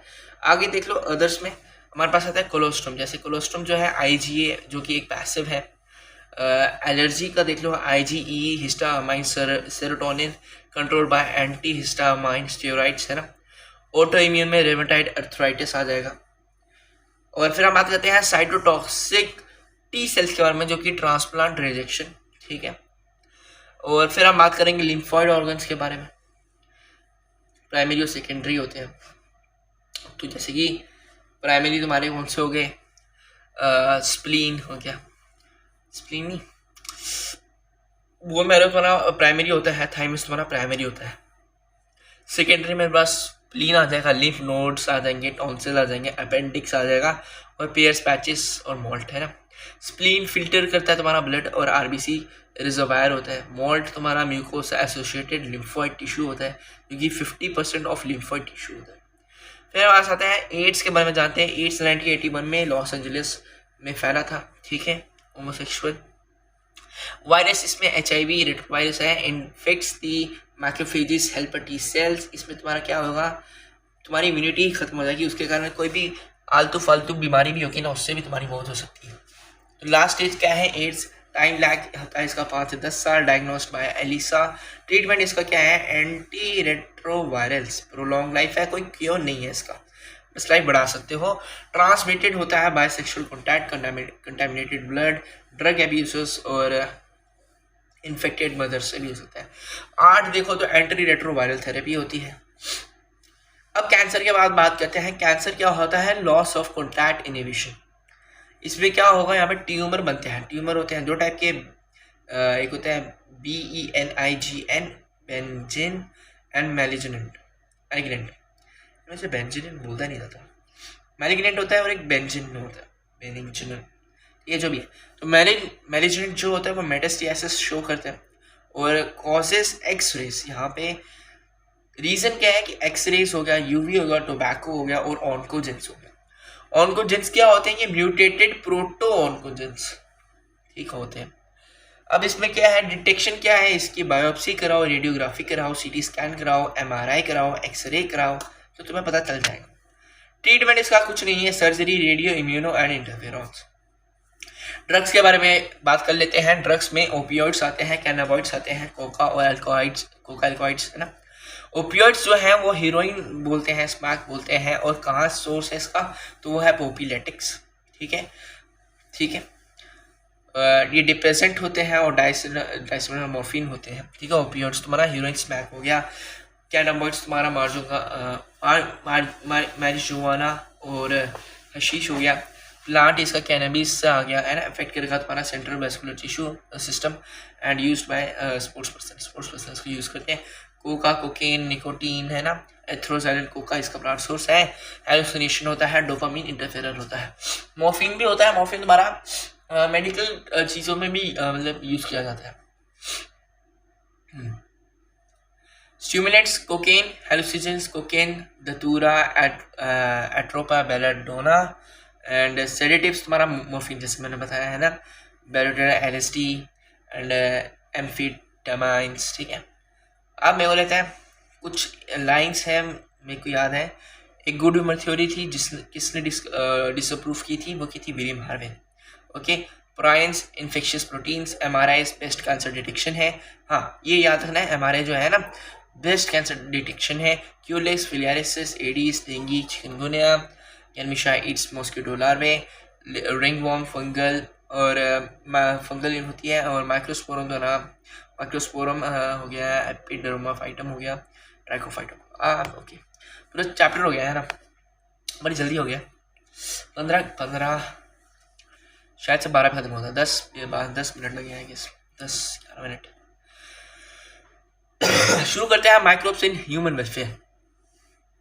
Microbes in house hold products, यहाँ पे लैक्टोबैसिलस जो है वो काम करता है कर्ड बनाने के लिए, इंप्रूव करता है digestion bye checking harmful microbes like, है ना, और विटामिन B12 मतलब की मात्रा बढ़ाता है, जो कि बहुत इंपॉर्टेंट होता है ना। पर आगे जो है डोसा इडली बैटर किससे बनता है, फर्मेंटेड बाय बैक्टीरिया, तो ये बैक्टीरिया से फर्मेंट किए जाते हैं। ओके, फिर यीस्ट के बारे में बात करते हैं। यीस्ट जो है सैक्रोमाइसिस से ब्रियोस यीस्ट भी बोलते हैं। ब्रियोस यीस्ट हमारी इथेनॉल बना सकती है, बेकर्स यीस्ट हमारी ब्रेड बनाती है।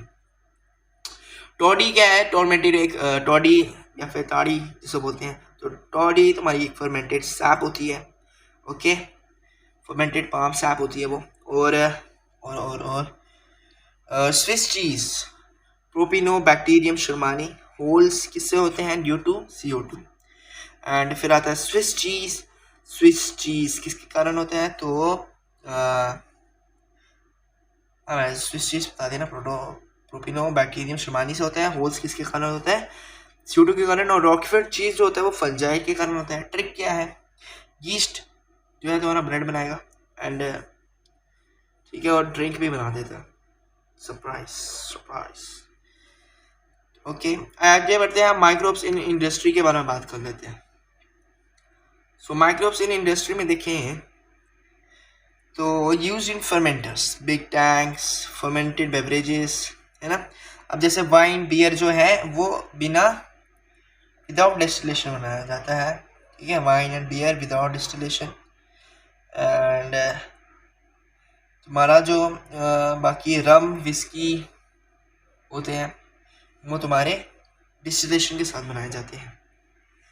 पेंसिलिन जो है एंटीबायोटिक है, डिस्कवर्ड बाय अलेक्जेंडर फ्लेमिंग। इसमें था उन्होंने स्ट्रेप्टोकोकाई जो ग्रो नहीं कर पाए थे वो।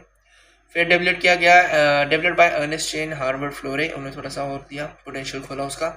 First antibiotic used in world war 2, Fleming Chain Florey were awarded Nobel prize in 1945। आगे बढ़ते हैं और बात करते हैं हम किसके बारे में, हम बात करेंगे माइक्रोब्स एंड केमिकल एंजाइम्स के बारे में। अब एस्पेरजिलस जो नाइगर होता है, एस्पेरजिलस नाइगर, वो तुम्हारा सिट्रिक एसिड होता है। एसिडोबैक्टर तुम्हारा एसिडिक एसिड होगा, क्लोस्ट्रिडियम ब्यूटाइलिन तुम्हारा ब्यूट्रिक एसिड होगा, और लैक्टोबैसिलस तुम्हारा लैक्टिक एसिड होगा। Lipases remove oily stains, example laundry. Pectinases proteases तुम्हारा क्लैरिफाई करेंगे बॉटल जूसेस, ठीक है। लाइपेसिस तुम्हारा ऑयल स्टेन, और ये तुम्हारा ये करेगा। और याद करो स्ट्रेप्टोकाइनेस तुम्हारा क्लॉट बस्टर होता है। ओके, माइक्रोब्स इन मेडिसिन, यहाँ पे साइक्लोस्पोरिन ए तुम्हारा इम्यूनोसप्रेसिव एजेंट है। ये इसका माइक्रोब क्या है, ट्राइकोडर्मा पॉलिस्पर्म। एंड स्टेटिन्स यानी कि कोलेस्ट्रॉल लो करता है, मोलस्किस पिलिपेरस। स्ट्रेप्टोकाइनेस क्लॉट बस्टर, यहाँ पे स्ट्रेप्टोकोकस का इस्तेमाल किया जाता है। फिर हम बात करते हैं सीवेज ट्रीटमेंट। अब ये बहुत NTA का फेवरेट है, इसको ध्यान से सुनना। इसमें सबसे पहले आता है प्राइमरी ट्रीटमेंट, यहाँ पे मैकेनिकल क्या है, सेटलिंग सॉलिड्स, ठीक है। प्राइमरी स्लज बनता है, सब कुछ नीचे बैठ जाता है जो हैवी होता है, स्लज को डिफरेंट मतलब उसको डिफरेंट कर देता है। फिर सेकेंडरी ट्रीटमेंट आता है, यहाँ पे बायोलॉजिकल वेज में होता है। Uses aerobic microbes forming flocs masses of bacteria associated with fungal filaments to form mesh. Reduces the BOD biochemical oxygen demand। जितनी ज़्यादा BOD की डिमांड होगी, जितना ज़्यादा BOD होगा यानी कि पोल्यूटेड पानी उतना ही है, तो BOD की डिमांड कम होनी चाहिए, ठीक है, मतलब BOD ही कम होना चाहिए। एनारोबिक डाइजेस्टर की बात करें तो produces methane H2 and CO2। अब बात करते हैं अब मतलब कि एफिलेंट जो है वो प्राइमरी सेगमेंटेशन, फिर सेकेंडरी में फ्लॉक्स, फिर एनारोबिक डाइजेस्टर्स। प्राइमरी तुम्हारा फिजिकल हो गया, सेकेंडरी तुम्हारा बायोलॉजिकल हो गया। अच्छा, फिर यहाँ पे बात आती है ministry of environment and forest has initiated Ganga action plan and Yamuna action plans to save rivers. Biogas production बात करते हैं, 10 से 15 फीट डीप होता है। मिथेनोजेंस के बारे में बात करेंगे, Methanobacterium.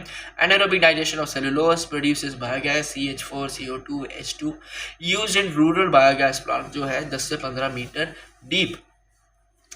Developed by IARI Indian agriculture research institute. KVIC क्या है, खादी एंड विलेज इंडस्ट्रीज, दोनों ने मिलकर। ठीक है। बायोगैस प्रोडक्शन, इसमें क्या है 10 से 15 फीट डीप नीचे होता है मीथेनोजन्स। यहाँ पे example Methanobacterium anaerobic digestion of the cellulose produces the biogas CH4CO2H2 and used in the rural biogas plants, जो कि 10 से 15 मीटर डीप होते हैं। किसने बनाया? IRI ने बनाया, Indian agriculture research institute, KVIC khadi and village industry commission.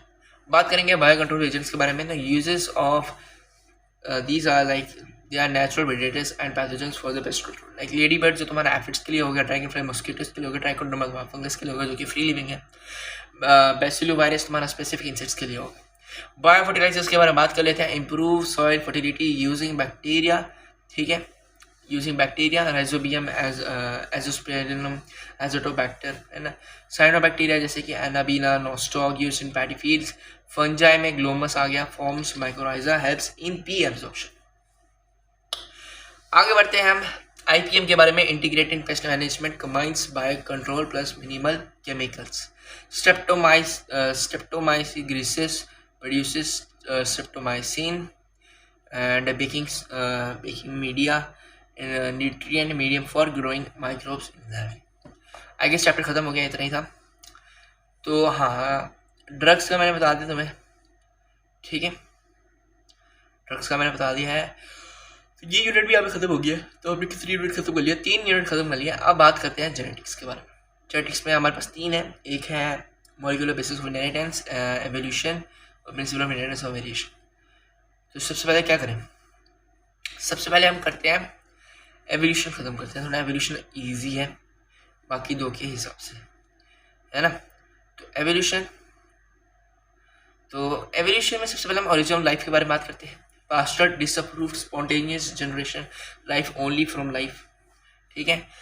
ओपेरेंट and Haldane type came from chemicals organic molecules. Miller Urey experiment contain 800 degree Celsius gases, 8 degree और गैसेस होती हैं CH4NH3H2 एंड वाटर वेपर और electric spark देखने मिलती है। Result क्या है? Amino acid जो है तुम्हारे फॉर्म होते हैं। अर्ली अर्थ में ऑक्सीजन नहीं था, एटमोसफेयर, ठीक है, में क्या क्या था? वाटर, हाइड्रोजन, अमोनिया और मीथेन था। ऑक्सीजन तुम्हारा फ्री फॉर्म में नहीं था, उसमें नहीं था, diatom form. UV rays water splits H2+O2। Evolution of earth time line देख लो भाई। यूनिवर्स तुम्हारा कब बना था? तो यूनिवर्स का 20 बिलियन ईयर्स अगो है। तो NCERT के हिसाब से देखोगे तो 20 बिलियन ईयर्स अगो है। अगर तुम अभी देखोगे ना कि यूनिवर्स का क्या है क्रिएशन टाइम, तो वो है 20 बिलियन ईयर्स अगो, ठीक है। आगे बढ़ते हैं। तो फिर है अर्थ, ठीक है। नो मेरे को ये I guess it's not 20 billion, okay, edited में वो ओल्ड वाले में 20 बिलियन था। हाँ, तो अगर आप देखोगे तो न्यू NCERT में जो है, मतलब एडिटेड करेक्टेड NCERT है ना, तो उन्होंने NCERT editions have corrected this that universe is now recognised approximately to 13.8 billion years ago. तो तुम जो क्वेश्चन आया MCQ आया 13.8 बिलियन ईयर्स अगो वाला ही टिक करके आना है, ठीक है। अर्थ 4.5 बिलियन ईयर अगो है। लाइफ कब आई? आफ्टर 500 बिलियन, यानी कि 4 बिलियन साल पहले आज से, पर 500 मिलियन साल बाद अर्थ के बनने के बाद, ओके। बात कर, हाँ, 500 मिलियन साल बाद आई है, ओके। नॉन सेलुलर लाइफ तुम्हारी 3 बिलियन ईयर्स अगो आई थी। सेलुलर लाइफ तुम्हारी 2 बिलियन ईयर अगो आई थी। और इनवर्टिब्रेट्स 500 मिलियन ईयर्स अगो थे। और जॉलेस फिश तुम्हारी 350 मिलियन ईयर्स अगो थी। और सी वीड तुम्हारा 320 था। तो नॉन सेलुलर तुम्हें याद रहेगा कि 3 बिलियन ईयर अगो था। सेलुलर लाइफ तुम्हारा 2 बिलियन ईयर अगो था। इनवर्टिब्रेट्स तुम्हारा 500 मिलियन ईयर अगो था। जॉलेस फिश तुम्हारा 350 मिलियन ईयर अगो था। सी वीड तुम्हारा 320 मिलियन ईयर अगो था। अब एवोल्यूशन की हाईलाइट्स देख लो भाई। फर्स्ट लाइफ तुम्हारी नॉन सेलुलर थी। फर्स्ट लैंड इन्वेडर्स तुम्हारे प्लांट्स थे। फर्स्ट इन्वर्टिब्रेट्स तुम्हारी फिश, फिर एम्फीबियंस, फिर रेप्टाइल्स, फिर बर्ड्स, फिर मैमल्स। अब रेप्टाइल्स में ही तुम्हारे डायनासोर आए थे। अच्छा, स्टेलोसाउरस है ना, लिंक होता है बिटवीन फिश एंड रेप्टाइल्स, थोड़ा याद रखना है। और सीलोकैंथ जो होता है वो होती है लोब फिन फिश, ठीक है, एम्फीबियन एंसेस्टर है वो। टीरेक्स 20 फीट टॉल था। फर्स्ट मैमल जो था वो श्रियू लाइक था। फर्स्ट ह्यूमन एंसेस्टर था ट्राइपैथिकस या फिर राइमापैथिकस। आगे बढ़े तो इंपॉर्टेंट थ्योरीज। तो भाई डार्विन के नेचुरल सिलेक्शन के बारे में आप जानते हैं, जो कि बहुत ही इंपॉर्टेंट है। नेचुरल सिलेक्शन में इतना क्वेश्चन पूछते हैं, क्या ही बोले। तो डार्विन नेचुरल सिलेक्शन में हमारा क्या टर्म देते हैं, survival of the fittest based on variation over production struggle for existence. फिर अल्फ्रेड वेलिस आते हैं, सिमिलर थ्योरी देते हैं फ्रॉम मैले आर्चिपेलागो, ठीक है, archipelago. Thomas Malthus population limited by resources. Lamarck use and disuse theory, example giraffe neck and disapproved की थी किसने, वीसमैन ने, ठीक है। जर्मन प्लाज्म थ्योरी दी थी उन्होंने कि लेमार्क की थ्योरी बेकार है, ऐसा कुछ नहीं है। De Vries evolution by mutation, saltation इन्होंने बताया कि जो एवोल्यूशन है वो एवोल्यूशन बाय म्यूटेशन सडन होती है, मतलब एक स्टेप में लार्ज चेंजेस एक स्टेप। अब देखते हैं फीचर्स, ठीक है। Variation, direction and time. Variation में देखें डार्विन की और डी वेरिस की तो माइनर होती है, ग्रेजुअल होती है, और डी वेरिस में सडन थी। डायरेक्शन देखो तो डायरेक्शनल है और डी वेरिस की तो रैंडम है। टाइप देखो तो ग्रेजुअलिज्म है और एक में म्यूटेशन बेस्ड है। भाई क्या बात, डी वेरिस भाई। एविडेंसेस ऑफ एवोल्यूशन देख लो तो फॉसिल्स हैं, कोलोकैंथ लिविंग फॉसिल है, hominid fossils from Ethiopia, Tanzania. Comparative anatomy देख लेते हैं, तो होमोलॉगी और एनालॉगी होती है। होमोलॉगी में सेम ओरिजिन्स डिफरेंट फंक्शन होते हैं, और एनालॉगी में डिफरेंट ओरिजिन होता है पर सेम फंक्शन होता है। होमोलॉगी का एग्जांपल देखें तो फोर लिम्स ऑफ एनिमल है ना, vertebrate heart, thorn of bougainvillea, tendrils of cucurbita. Analogy में तुम्हारा wings of insects and bats, flippers of penguin and dolphin. Vestigial organs की बात करें तो यहाँ पे tail bone, wisdom teeth etcetera, जिसका अब हमारे शरीर में कोई काम नहीं है। टेल बोन होती थी पर अब नहीं है। अडेप्टिव रेडिएशन के बारे में बात करें तो one species give rise to many, यानी कि divergent evolution. Example Darwin finches है ना, Australian marsupials. Hardy bit principle आता है, यहाँ पे फॉर्मूला क्या है, p square plus 2pq plus q square is equal to 1। P यहाँ पर डोमिनेंट अलील है, क्यू यहाँ पर रिसेसिव अलील है। कंडीशन फॉर इक्विलिब्रियम क्या है, कोई म्यूटेशन ना हो, कोई माइग्रेशन ना हो, कोई जेनेटिक डिफरेंस ना हो, कोई नो सिलेक्शन ना हो, नो सिलेक्शन और रैंडम मेटिंग ना हो। डिस्टर्बेंस कब आएगा, जब एवोल्यूशन होगा। अगर मतलब कि अगर डिस्टर्बेंस आया तो एवोल्यूशन होगा। टाइप्स ऑफ नेचुरल सिलेक्शन क्या है, टाइप्स ऑफ नेचुरल सिलेक्शन क्या है, एक तो बिल्कुल ही क्या बोलते हैं डायरेक्शनल हो, एक हो डिस्ट्रप्टिव और एक स्टेबल। अब डायरेक्शनल क्या हो, शिफ्टेड पीक, यहाँ पे शिफ्टेड पीक फेवर्स दी वन एक्सट्रीम। डिस्ट्रप्टिव में 2 वीक्स बनेगी, फेवर्स बोथ एक्सट्रीम, बीच वाली खत्म। स्टेबलाइजिंग में तुम्हारा मतलब कि नैरो पीक होगा, फेवर्स एवरेज ट्रेड। ओके आगे बढ़ते हैं, अब बात करते हैं एवोल्यूशन ऑफ मैन। तो यहाँ पे ड्राइपोथिकस 15 मिलियन साल पहले, रामापिथिकस भी 15 मिलियन साल के। ड्राइपोथिकस एप लाइक थे, रामापिथिकस मैन लाइक थे। ऑस्ट्रेलोपिथेकस 3 से 4 मिलियन साल पहले यूज टूल्स। होमो हैबिलिस जो है 600 से 800 सीसी ब्रेन थे, वेजिटेरियन थे। होमो इरेक्टस 1.5 मिलियन ईयर पहले थे, 900 सीसी थे, 8 मीट। निएंडरथैल मैन आज से 0.1 और 0.4 million years ago and 1400 CC इनका वो दिमाग था। और बरीड डेड होमो सेपियन आज से 75 से 10,000 साल पहले, 75,000 टू 10,000 ईयर्स अगो, और ये अफ्रीकन ओरिजिन क्या है। अब बात करते हैं 8 में की। अब कुछ यहाँ पे कुछ मैं जो पॉइंट बताने वाला हूँ वो है ना थोड़ा सा आउट ऑफ सिलेबस है, और वो याद रखना है। प्रोटोसेल्स यानी कि माइक्रोस्फेयर्स, कोक्रिएट्स had internal environment but no reproduction. Recombination most common genetic variation source. Peripatus link between the Annelida and Arthropoda है ना। Most important evolution change brain size increase. I guess evolution खत्म हो गया। बात करते हैं हम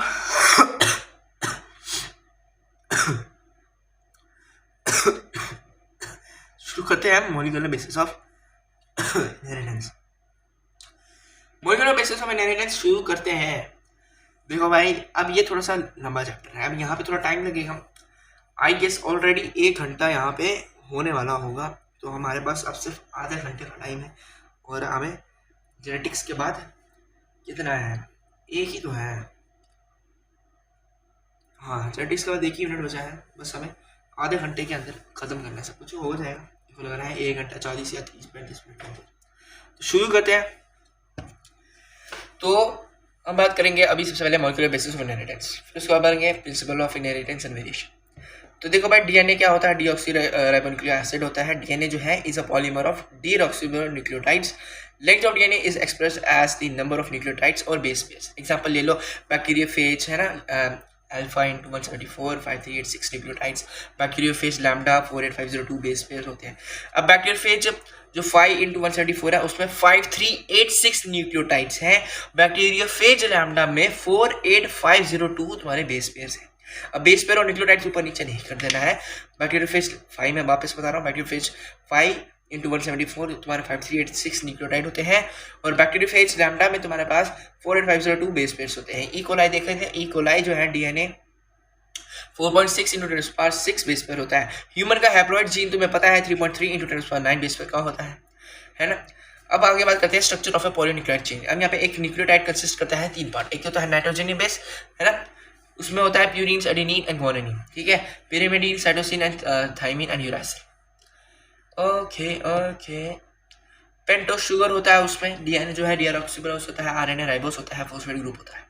इंपॉर्टेंट वर्ड क्या है, न्यूक्लियोसाइड क्या होता है, बेस प्लस शुगर। न्यूक्लियोटाइड क्या है, base plus sugar plus phosphate. Okay phosphate की वजह से ही न्यूक्लियोटाइड बनेगा, न्यूक्लियोसाइड बेस प्लस शुगर होगा। अच्छा न्यूक्लियोटाइड ज्वाइन किससे करते हैं, 3' to 5' प्राइम, ठीक है, यहाँ पे 3' to 5' of with the phosphodiester bonds to form a polynucleotide chain. अब डबल हेलिक्स स्ट्रक्चर किसने जाता है, तो फ्रांसिस क्रिक है ना, एंड वॉटसन है ना। Double helix structure of DNA by x radiography है ना, वो भी देखते हैं। तो DNA consist of 2 polynucleotide strands parallel, one strand एक होता है 5' 3', अदर स्ट्रैंड होगा 3' to 5'। शुगर फॉस्फेट फॉर्म करता है तुम्हारी backbone. Nitrogen base face inside, ठीक है, ठीक है, नाइट्रोजन बेस जो है तुम्हारा इनसाइड की तरफ फेस करते हैं, ये याद रखना है। आगे बात करते हैं बेस पेयरिंग के बारे में। तो एडेनिन पेयर करता है थाइमिन के साथ, 2 हाइड्रोजन बॉन्ड बनेंगे। गुआनिन करेगा साइटोसिन के साथ, तो 3 हाइड्रोजन बॉन्ड बनेंगे। तो प्यूरिन ऑलवेज हमारा पेयर करेगा पिरिमिडीन के साथ, है ना। ओके हेलिकल पैरामीटर्स देख लेते हैं। डिस्टेंसेस बिटवीन 2 बेस पेयर्स कितना है, 0.34 नैनोमीटर। पिच क्या है, मतलब है ना, पिच क्या है, पिच ऑफ हेलिक्स क्या है, 3.4 नैनोमीटर है। डिस्टेंस बिटवीन 2 बेस पेयर्स कितना है, 0.34 नैनोमीटर है। 3.4 नैनोमीटर तुम्हारा पिच है, और distance between 2 base pairs 0.34 nanometre है। 1 कंप्लीट टर्न 10 बेस पेयर है। Base pair stack over each other using giving additional stability. अब बात करते हैं ट्रांसक्रिप्शन। अब डीएनए से ट्रांसक्रिप्शन होगा, एमआरएनए बनेगा, एमआरएनए से प्रोटीन बनेगा, उसे ट्रांसलेशन बोलेंगे। आई गेस समझ में आ रहा है। Central dogma proposed by Francis Crick in 1957, flow of genetic information, DNA से आरएनए, आरएनए से प्रोटीन। स्टेप क्या इन्वॉल्व करेंगे भाई, रेप्लिकेशन होगा, डीएनए कॉपी करेगा अपने आप को, फिर ट्रांसक्रिप्शन होगा, डीएनए फॉर्म्स आरएनए, फिर ट्रांसलेशन होगा, फिर आरएनए फॉर्म करेगा प्रोटीन, है ना। एक्सेप्शन क्या है, इन सब वायरसेस आरएनए डीएनए पे कर देता है, उसे बोलते हैं रिवर्स ट्रांसक्रिप्शन, है ना, एड्स में। अब बात करते हैं, जो डीएनए है वो तो नेगेटिवली चार्ज होता है, और वो हिस्टोन ऑक्टोमर फॉर्म करता है, और 200 बेस पेयर से होता है एक में। इसको समझाते हैं हम, ये रुको, ठीक है। पैकेजिंग ऑफ डीएनए में समझाएंगे। पैकेजिंग ऑफ डीएनए स्टार्ट अभी बता देता हूँ, है ना। इम्प्रूव करो। डीएनए जो है तुम्हारा इज नॉट स्कैटर्ड रैंडमली, ठीक है, it is presented in region called nucleoid and DNA form करता है large groups attached to the proteins, 200 base pair होते हैं, ये याद रखना है। 8 ऑक्टोमर का बनता है। In eukaryotes DNA is packed with the proteins called histones, है ना। इन यूकैरियोट्स वाला कह रहा हूँ। Histones are rich in lysine and arginine, okay. हाँ, अब मैं प्रोकैरियोट्स का बताया था कि डीएनए जो है scattered is not scattered randomly, it is present in region nucleoid and DNA forms the large groups attached to the proteins. फिर बात करें in eukaryotes, DNA is packed with proteins called histones, ठीक है, eukaryotes में ये बात है। अच्छा, histones are rich in lysine and arginine. Nucleosome, DNA wraps around the histone octamer, 1 nucleosome contains 200 base pair, ठीक है। डीएनए रैप करता है हिस्टोन ऑक्टोमर पे, हिस्टोन ऑक्टोमर नहीं करता है डीएनए पे, ये याद रखना है। 1 न्यूक्लियोसोम कंटेन करता है 200 बेस पेयर। क्रोमैटिन देख लो, repeated nucleosomes form chromatin fibres. Types क्या है, यू क्रोमैटिन लूजली पैक्ड होगा, ट्रांसक्रिप्शनली एक्टिव होगा, हेटेरोक्रोमैटिन डेंसली पैक्ड होगा और इनएक्टिव होगा। Search for genetic material, Griffith experiment भाई 1928 का। Bacterium used streptococcus pneumoniae, 2 strain थे, एस्ट्रेन स्मूथ वायरलेट, है ना, कैप्सूल इसमें प्रेजेंट था, R strain, rough and non violent. अब तुमने एस स्ट्रेन डाला माउस में तो माउस मर गया, आर स्ट्रेन डाला माउस जिंदा रह गया, अगर हीट के लिए एस स्ट्रेन डाला तो माउस जिंदा रह गया, हीट के लिए S strain plus R strain डाला तो माउस मर गया। ये समझ लेना भाई। कंक्लूजन क्या आया कि something from S cells transformed, है ना, R cells into S cells, this is unknown substance was called the transforming principle. फिर हमारे पास है Avery MacLeod and McCarty experiment in 1933 and 44। इन्होंने क्या दिया था भाई, इन्होंने आइडेंटिफाई करना था ट्रांसफॉर्मिंग प्रिंसिपल। मेथड क्या यूज किया, they purified the different biomolecules from heat kill sales.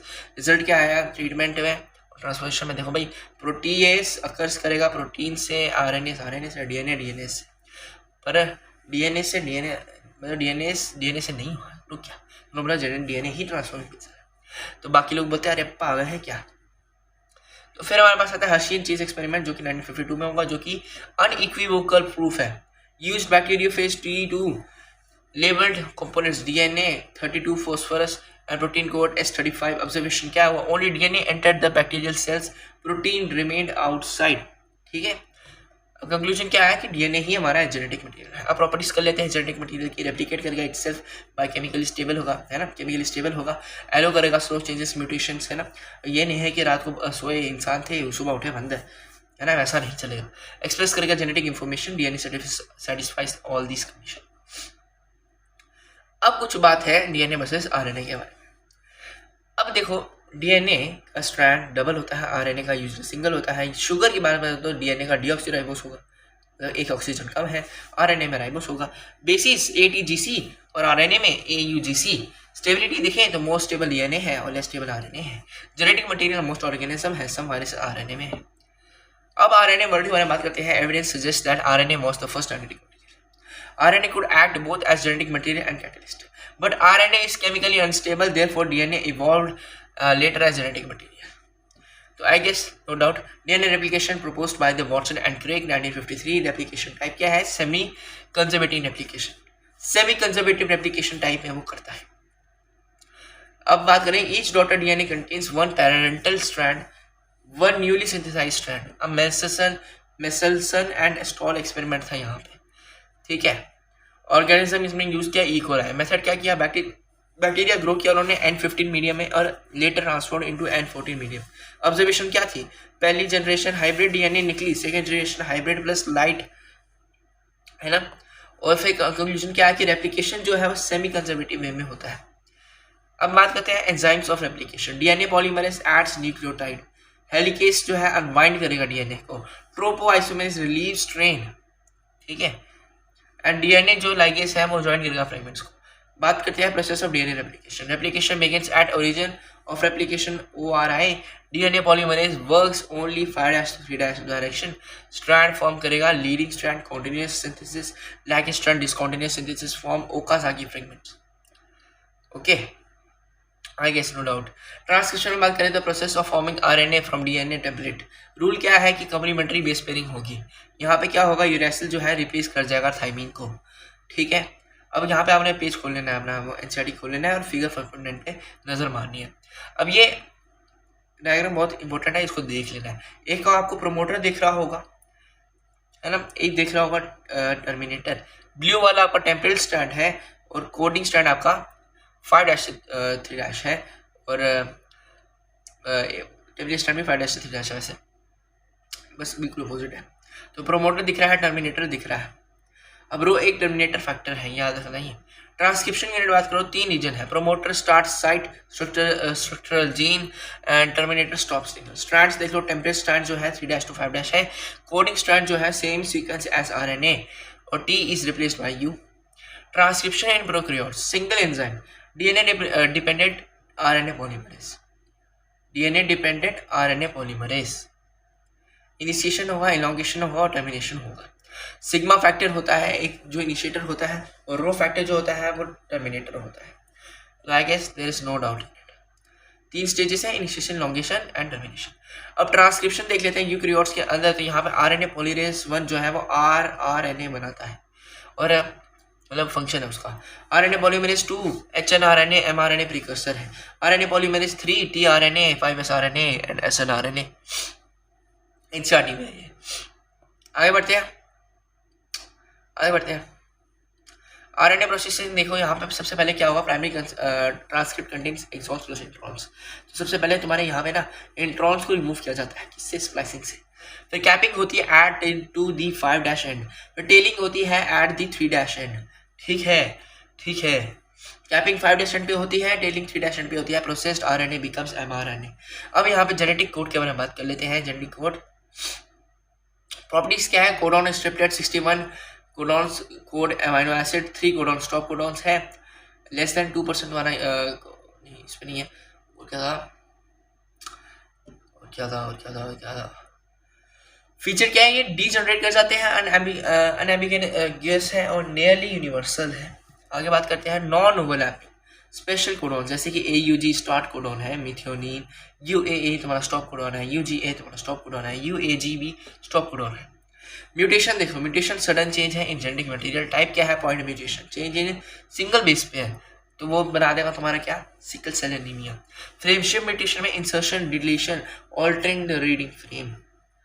अब टीआरएनए किधर दिखता है, तो क्लोवर शेप दिखता है या फिर इन्वर्टेड एल शेप, याद रखना है। TRNA adapter molecule, tRNA structure resembles clover leaf.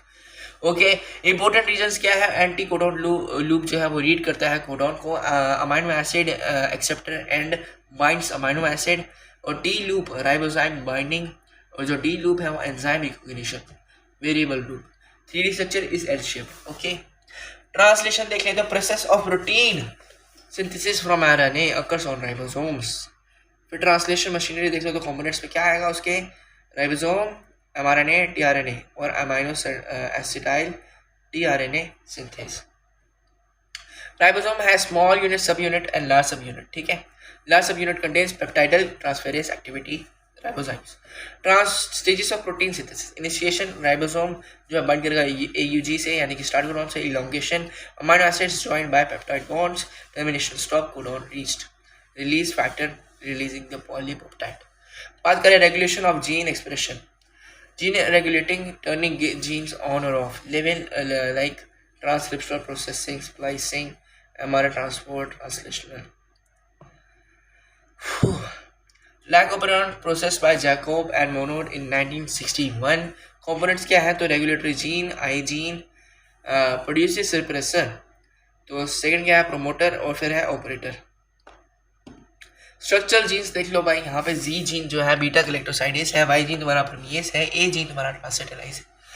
जी जीन तुम्हारा बीटा गैलेक्टोसाइडेज है, वाई जीन परमिएज है, ए जीन तुम्हारा ट्रांससेटेलाइज है, आई जीन तुम्हारा रिप्रेसर है। वर्किंग देख लो यार सॉरी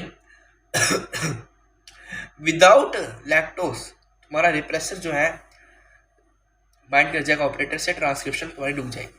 विद लैक्टोस या फिर ए लैक्टोस, लैक्टोज बाइंड करेगा हमारे साथ रिप्रेसर के साथ, रिप्रेसर इनएक्टिव हो जाएगा, ट्रांसक्रिप्शन स्टार्ट हो जाएगी। This is negative regulation. बस अब ह्यूमन जीनोम प्रोजेक्ट है 1990 के अंदर यानी कि 1990 के अंदर स्टार्ट किया गया था। Identify all human genes, determine DNA sequence, store data in databases, develop analysis tools, addresses ethical issues, methods used in HDP, express sequence tag यानी कि ESTs है ना, सीक्वेंस एनोटेशन। ह्यूमन जीनोम की क्या फैक्ट है, टोटल बेसिस 3.1647 बिलियन थे I guess, 647 billion थे। Jeans 20 से 25,000 बोला था एंड 30,000 मान के चलो। एवरेज लेंथ क्या है, 3000 basis. Largest chain dystrophin. Additional facts, less than 2% वाला जीनोम जो है कोड करेंगे प्रोटीन। क्रोमोसोम 1 मैक्सिमम जीन के साथ था, क्रोमोसोम Y लीस्ट जीन के साथ था। क्रोमोसोम Y में आई गेस 231 थे है ना, और क्रोमोसोम 1 के अंदर क्रोमोसोम 1 के अंदर यार क्रोमोसोम 1 के अंदर आई गेस कितने जीन्स थे, 2968 आई गेस, यस 2968 ही थे। 2968 जीन्स थे क्रोमोसोम 1 के अंदर, ठीक है। और ये लास्ट जो था क्या था 2006 में, पर खत्म हमारा 2003 में हो गया था। डीएनए फिगमेंट देखो तो also called the DNA typing, ठीक है। DNA profiling based on variant variable number of tandem repeats discovered by Alex Jeffrey 1985। Step क्या है, डीएनए आइसोलेशन, एम्प्लीफिकेशन, PCR जिसे बोलते हैं रिस्ट्रिक्शन डाइजेशन, जेल इलेक्ट्रोफोरेसिस है ना, Southern blotting, hybridisation with probe, autoradiography application, paternity testing, criminal identification, population studies, है ना। अब इम्पोर्टेंट साइंटिस्ट यहाँ पे बता देता हूँ। तो फ्रेडरिक मिस्टर तो nuclein 1869, Watson and Crick double helix model 1953, Erwin Chargaff base pairing rule, Griffith one bacterial transformation, एबल्ड MacLeod McCarty DNA is transforming principle, Russian chase DNA is genetic material, Michelson and Stoll semi-conservative replication, Francis Crick central dogma, Jacques Van Monod, lack of Heron, Alex Jeffrey DNA, ठीक है, ठीक है, okay, I guess the chapter is over. Now, principle of inheritance and variation. This chapter is also big enough, I guess. If we take 20 or 10 minutes on this, I guess 10 to 12 minutes on this. So 53 minutes is already have passed. Another that, I guess 30. We're gonna cover it like 30-40 minutes, but I have put a duration time like 1.5 hours से लेके 2 घंटे के अंदर खत्म हो जाएगा। पर मैं अब कोशिश करूँगा। देखो, जो इसके बाद जो चैप्टर्स है ना, वो मैंने एक बार रिकॉर्डिंग की थी, मुझसे नहीं हुई, वो रिकॉर्डिंग नहीं हुई ठीक से, तो मैं वो वापस से पढ़ूंगा, तो मतलब कि मैं और स्पीड से पढ़ूँ, क्योंकि मेरे को जो वो था ना वो ब्रशअप हो जाएगा अच्छी तरह। मेरे को ब्रशअप हो चुका है, तो मेरे को बस वापस आपको समझाना है ना। मैं रिवाइज कर रहा था, मतलब उस रिकॉर्डिंग में, उसमें मैं नोट्स के साथ पढ़ रहा था। अभी मैं बिना नोट्स के सब कुछ मतलब ये आपको करवा रहा हूँ, तो उसमें मैं नोट्स के साथ पढ़ रहा था, तो मेरे को वो चैप्टर्स हो गए हैं, तो वो अब बिना नोट्स के तो मतलब ज़्यादा स्पीड में पढ़ा जाता है, पता है। अगर नोट्स के साथ देखा तो देखना पड़ता है, फिर सोचना पड़ता है क्या बोलना है, उसके हिसाब से है। तो अभी जो है मतलब माइंड प्रोसेस पे ही तरह, मतलब रिकॉल मेथड में बहुत अच्छा कमांड बनाया है, तो उसके हिसाब से ही चल रहे हैं। तो शुरू करते हैं प्रिंसिपल ऑफ इनहेरिटेंस, ठीक है, एंड वेरिएशन। देखो, अब इसको थोड़ा जल्दी से ख़त्म कर लेते हैं, और हमारा यूनिट 1 बचा है। तो इसमें क्या, मेंडल एक्सपेरिमेंट है, साइंटिस्ट यहाँ पे ग्रेगर मेंडल है। ड्यूरेशन इनकी 1856 से 1863 है, ठीक है। इन्होंने कौन सा प्लांट लिया था, वो था गार्डन पी, पिसम सैटिवम। और why Mendel selected pea plant, तो यहाँ पे उसके क्या रीज़न थे, तो रीज़न ये थे कि मैनी कॉन्ट्रास्टिंग ट्रेट्स है, साथ ही चूज 7 ही chooses as pairs, short life cycle थी, self pollination but cross pollination भी पॉसिबल था, लार्ज नंबर ऑफ ऑफस्प्रिंग्स थे। 7 कॉन्ट्रास्टिंग ट्रेट क्या थे, एक तो stem height, flower colour, flower position, pod shape, pod colour, seed colour. Dominant में stem height का टॉल या फिर डवार्फ, फ्लावर कलर का वायलेट या फिर वाइट, फ्लावर पोजीशन एक्जियल या फिर टर्मिनल, पॉड शेप इन्फ्लेटेड या फिर कंस्ट्रिक्टेड, पॉड कलर ग्रीन या येलो, सीड शेप राउंड या रिंकल्ड, सीड कलर येलो या ग्रीन, ऐसे करके था। अब इंपॉर्टेंट पॉइंट क्या है, इंपॉर्टेंट जेनेटिक सिम्टम्स क्या था यहाँ पे, वो बता देते हैं। जीन जो कि यूनिट ऑफ इनहेरिटेंस है, कंट्रोलिंग अ ट्रेट। अलील क्या है, alternative forms of the same gene. Genotype क्या है, जेनेटिक कॉन्स्टिट्यूशन, टीडीडी, मतलब capital TD, capital T, small T and small T. ठीक है, फिनोटाइप के बारे में बात करते हैं। फिनोटाइप क्या है, देखो कैपिटल टी क्या है, होमोजाइगस डोमिनेंट। हेटेरोजाइगस डोमिनेंट क्या हुआ, कैपिटल टी स्मॉल टी। और होमोजाइगस रिसेसिव तुम्हारा क्या हुआ, स्मॉल टी। फिनोटाइप देखो एक्सटर्नल अपीयरेंस होता है, टॉल या डवार्फ हुआ। होमोजाइगस आइडेंटिकल में तुम बता दिया है ना।